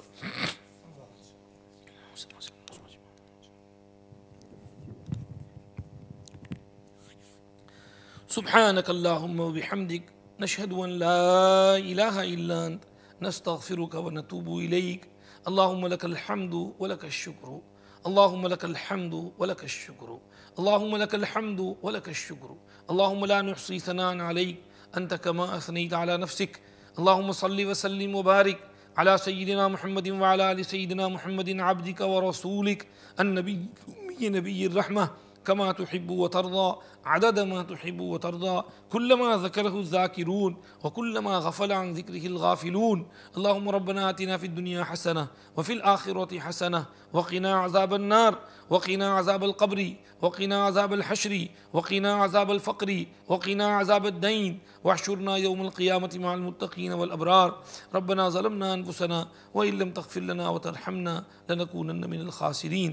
رب اغفر وارحم وأنت خير الراحمين يا أرحم الراحمين يا أرحم الراحمين يا أرحم الراحمين يا أكرم الأكرمين يا أكرم الأكرمين يا أكرم الأكرمين يا أجود الأجودين يا راحم المساكين يا ناصر المستضعفين يا حنان يا منان يا بديع السماوات والأرض يا ذا الجلال والإكرام يا أحد الصمد الذي لم يلد ولم يولد ولم يكن له كفوا أحد. يا حي يا قيوم يا حي يا قيوم يا حي يا قيوم برحمتك نستغيث ونستغفرك ونسألك التوبة. أصلح لنا شأننا كله ولا تكلنا إلى أنفسنا طرفة عين ولا تنزع منا صالح ما أعطيتنا، فإنه لا نازع لما أعطيت ولا يعصم ذا الجد منك الجد. یا ارحم الراحمین منزول بک کل حاجہ، یا ارحم الراحمین محض اپنے فضل و کرم سے ہم سب کی مغفرت فرما دیجیے۔ یا اللہ بے شک ہم بہت گنہگار، بہت خطا کار، سیاہ کار، یا اللہ گندے ہیں مگر جیسے بھی ہیں تیرے بندے ہیں، تیرے حبیب صلی اللہ علیہ وسلم کی امتی ہیں۔ یا اللہ ان کی لاج رکھتے ہوئے ہم سب کی مغفرت فرما دیجیے۔ ہمارے اگلے پچھلے صغیرہ کبیرہ جان بوجھ کر کیے ہوئے بائی مسٹیک ہونے والے سارے گناہ معاف کر دیجیے۔ یا اللہ جن گناہوں کو گناہ سمجھ کر کیا ان کو بھی معاف کر دیجیے، اور جن کو نہ سمجھی میں بائی مسٹیک کیا ان کو بھی معاف کر دیجیے۔ یا اللہ ہم پر رحم کر دیجیے، کرم کر دیجیے، معاف کر دیجیے۔ یا اللہ بے شک بہت گنہگار ہیں، شرمندہ ہیں۔ یا اللہ یہ ہاتھ آپ کے سامنے اٹھانے کے قابل نہیں ہیں۔ یا اللہ بہت گندے ہیں۔ یا اللہ ہم نے بہت گناہ کیے ہیں، بہت ستایا ہے، بہت تکلیف دی ہے آپ کو۔ یا اللہ آپ کے بہت احکام توڑے ہیں، بہت نمازیں چھوڑی ہیں۔ یا اللہ بہت غلط سلط باتیں زبان سے نکالی ہیں، آنکھوں سے غلط چیزیں دیکھی ہیں، کان سے غلط چیزیں سنی ہیں، جو کام نہیں کرنے چاہیے وہ کیے ہیں، بہت شرمندہ ہیں۔ یا اللہ شیطان نے ہم کو بہت ذلیل کر رکھا ہے، ہمارے نفس نے ہر وقت ہم کو ذلیل کر رکھا ہے۔ یا اللہ ہم کو گناہوں کی طرف کھینچتا رہا ہے ہمارا نفس، اور ہم بھی اس کے پیچھے پیچھے بھاگتے رہے، دوڑتے رہے۔ یا اللہ وہ نفس اور شیطان نے جو کہا ہم نے اس کا کہنا مانا، ہم نے ان سے دوستی کر لی، اور یا اللہ ہم نے آپ سے دوری اختیار کر لی۔ یا اللہ ہم کو معاف کر دیجئے، یا اللہ ہم کو معاف کر دیجئے، یا اللہ ہم کو معاف کر دیجئے۔ یا اللہ ہم پر رحم کر دیجئے، ہم پر کرم کر دیجئے، معاف کر دیجئے، کرم فرما دیجئے، قبول فرما لیجئے، راضی ہو جائیے، خوش ہو جائیے۔ یا اللہ آپ راضی ہو گئے تو ہمارا بیڑا پار ہو گیا، آپ ناراض رہے، ناخوش ہوئے تو ہمارا بہت نقصان ہوگا۔ یا اللہ آپ ہمارا نقصان مت کیجئے، یا اللہ آپ ہم سے ناراض مت رہیے، یا اللہ آپ ناخوش مت رہیے، آپ خوش ہو جائیے، آپ راضی ہو جائیے، آپ معاف کر دیجئے۔ آپ معاف کرنے کو پسند بھی کرتے ہیں، معاف کرنا چاہتے بھی ہیں۔ یا اللہ بے شک ہم گنہگار ہیں، یا اللہ ہم معافی کے مستحق تو نہیں ہیں لیکن معافی کے محتاج ضرور ہیں۔ مستحق تو نہیں کہہ سکتے، محتاج ضرور ہیں، ضرورت مند ہیں، ہم کو معافی چاہیے۔ آپ ہم کو معاف کر دیجئے، ہماری مغفرت فرما دیجئے، ہمارے پچھلے تمام گناہوں پر قلم پھیر دیجئے، بخشش فرما دیجئے۔ یا اللہ ہمارے گناہ بھی معاف کر دیجئے، ہمارے ماں باپ کے گناہ بھی معاف کر دیجئے، گھروں پر ہمارے بھائی بہنوں کے رشتہ داروں کے گناہ بھی معاف کر دیجئے۔ یا اللہ ہمارے تمام مرحومین کے گناہوں کو معاف فرما دیجئے۔ یا اللہ اس بستی کے تمام مسلمانوں کی بخشش فرما دیجئے، دنیا بھر کے تمام مسلمانوں کی مغفرت فرما دیجئے۔ یا اللہ پوری امت کی مغفرت فرما دیجئے، پوری امت پر رحم کر دیجئے، پوری امت پر کرم کر دیجئے، پوری امت میں ہدایت کی ہواؤں کو عام فرما دیجئے۔ رمضان کا مبارک مہینہ سامنے آ رہا ہے، ہمیں اس کی قدر کرنے کی توفیق عطا فرمائیے، اس کے لیے یا اللہ اسپریچولی تیار رہنے کی توفیق عطا فرمائیے، ہماری روحانیت کو عروج بخش دیجئے، روحانیت میں برکت اور ترقی نصیب فرمائیے، آپ کا قرب نصیب فرمائیے، آپ کی معرفت نصیب فرمائیے، ایمان کی حلاوت نصیب فرمائیے، ذکر کی لذت نصیب فرمائیے، آپ کا دھیان نصیب فرمائیے، آپ کا استحضار نصیب فرمائیے، آپ کا خوف نصیب فرمائیے، قیامت کے دن آپ کے سامنے کھڑے ہونے کا فکر نصیب فرمائیے۔ یا اللہ رمضان کے روزے ہمارے لیے آسان فرمائیے، روزے برابر رکھنے کی توفیق عطا فرمائیے، روزے گپلانے سے حفاظت فرمائیے، روزے چھوڑنے سے بچائیے، روزے توڑنے سے حفاظت فرمائیے، چھوٹے چھوٹے بہانوں پر روزے کھا جانے سے حفاظت فرمائیے۔ یا اللہ روزے صحیح رکھنے کی توفیق عطا فرمائیے، ہمارے جوانوں کو بھی، جوان لڑکیوں کو بھی، بچوں کو بھی، بوڑھوں کو بھی، مردوں کو بھی، عورتوں کو بھی، ہم سب کو روزے برابر سے رکھنے کی توفیق عطا فرمائیے۔ اور یا اللہ روزے کی جو فضیلت ہے، روزے کی جو اہمیت ہے، اس کو سمجھنے کی توفیق عطا فرمائیے۔ یا ارحم الراحمین، پوری امت پر رحم فرمائیے، پوری امت کی بگڑی بنا دیجیے، اور پوری امت کی جملہ ضرورتوں کو اپنے خزانے غیب سے پورا فرمائیے، بیماروں کو شفا عطا فرمائیے، بیماروں کو شفا عطا فرمائیے، اور جن بیماروں نے روزے رکھنے کے ارادے کی ہیں ان کے لیے روزے آسان فرمائیے۔ یا اللہ روزے آسان فرمائیے، روزے میں مدد فرمائیے، کوئی ڈائبٹک ہے، کسی کا کوئی مسئلہ ہے، یا اللہ بیچارہ روزہ رکھنا چاہتا ہے، یا اللہ اس کے لیے روزہ رکھنا آسان فرمائیے، مدد فرمائیے، ہمت عطا فرمائیے، طاقت عطا فرمائیے، قوت نصیب فرمائیے، یا اللہ باطنی روحانی قوت نصیب فرمائیے، ہمارے لیے روزے آسان فرمائیے، تراویح آسان فرمائیے، تہجد آسان فرمائیے، اعتکاف کی توفیق عطا فرمائیے، شب قدر ڈھونڈنے کی توفیق عطا فرمائیے، 5 وقت کی نمازیں اہتمام سے پڑھنے کی توفیق عطا فرمائیے، زکوٰۃ برابر نکالنے کی توفیق عطا فرمائیے، صدقہ خیرات خوب کرنے کی توفیق عطا فرمائیے۔ یا اللہ ہمیں ہدایت کاملہ سے سرفراز فرمائیے۔ Oh Allah you are the most forgiving. Ya Allah, you love to forgive. Oh Allah, you are Al-Hayy Al-Qayyum, Al-Hannan Al-Mannan, Badi'u As-Samawati Wal-Ard. You are Ghafurur Rahim. Oh Allah, you are Arhamur Rahimin, the most merciful among those who show mercy. You are the most gracious. You are the most kind. Oh Allah, we beg you for your rahmah. We beg you for your mercy. Oh Allah, we beg you for your forgiveness. Oh Allah, please have mercy upon us. Oh Allah, please forgive all our sins, major sins, minor sins, the ones we committed in broad daylight, the ones we committed in the darkness of the night. You know our sins better than us. Oh Allah, shaitan has always been after us. Our nafs and ego has always been attacking us. Oh Allah, we fell to their demands and their desires. Oh Allah, we disobeyed you. Oh Allah, we hurt you. Oh Allah, we disobeyed you. Oh Allah, we ran away from you. We made friendship with shaitan. Oh Allah, we forgot you, the Rahman.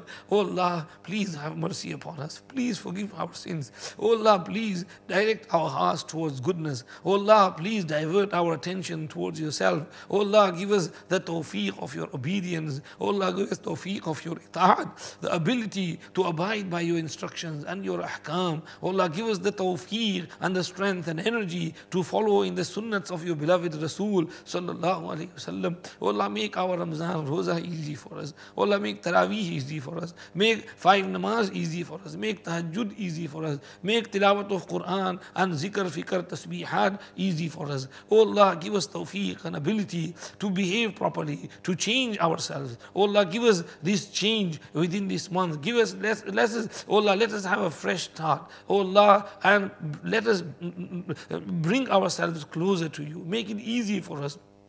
Oh Allah, make all our life easy for us. Oh Allah, remove all the calamities and problems from above the ummah. Oh Allah, whoever is in whichever distress, oh Allah, remove their distress. Help them, assist them, support them.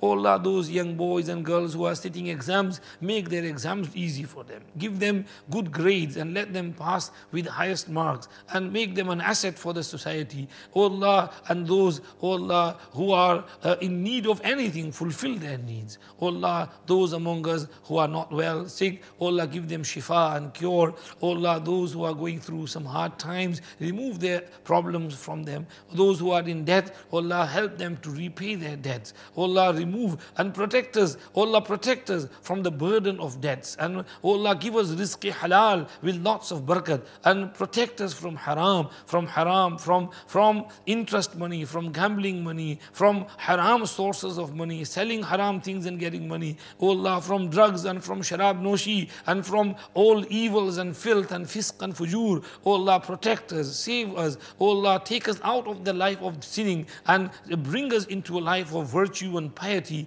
and have mercy upon us. O Allah, oh, those our Muslim brothers and sisters who are going through tough times around the world, help them, support them, assist them. O Allah, in Syria, in Palestine, in Misr, in Iraq, in Arab and Ajam, in Hind and Pak and Afghan and Burma and Bengal, O Allah, throughout the world, wherever our Muslim brothers and sisters, O Allah, are going through hard times, O Allah, help them, support them. O Allah, keep them steadfast on Sirat al-Mustaqim. And O Allah, be with them. O Allah, take care of them. O Allah, let this Ramzan be a Ramzan of elevation for the Muslim Ummah. Elevate the kalima La ilaha illallah throughout the whole world. And O Allah, give hidayat to the Muslims and the non-Muslims around the world, and give hidayat to all of us. And O Allah, let this Ramzan be a good Ramzan for us. Let the Eid be a proper Eid for our brothers and sisters around the world. O Allah, spread the word of hidayat around the globe. Give us all complete hidayat and make us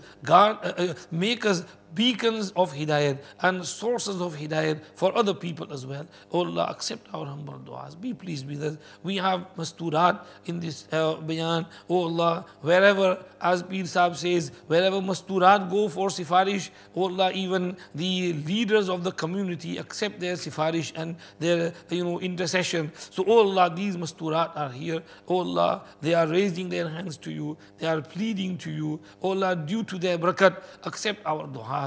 And O Allah, due to their barakat, give us, O Allah, all the goods of this world and of the hereafter. Accept our tawbah, accept our humble du'as. Be pleased with us, have mercy upon us. Give us all those good things which your beloved Rasul sallallahu alayhi wasallam asked from you, and protect us from all those trials, tribulations, problems, evils from which your beloved Rasul sallallahu alayhi wasallam used to seek your protection. Rabbana taqabbal minna innaka antas samiul alim wa tub alayna إنك أنت التواب الرحيم وصل اللهم وسلم على سيدنا محمد وآله وأصحابه أجمعين برحمتك يا أرحم الراحمين.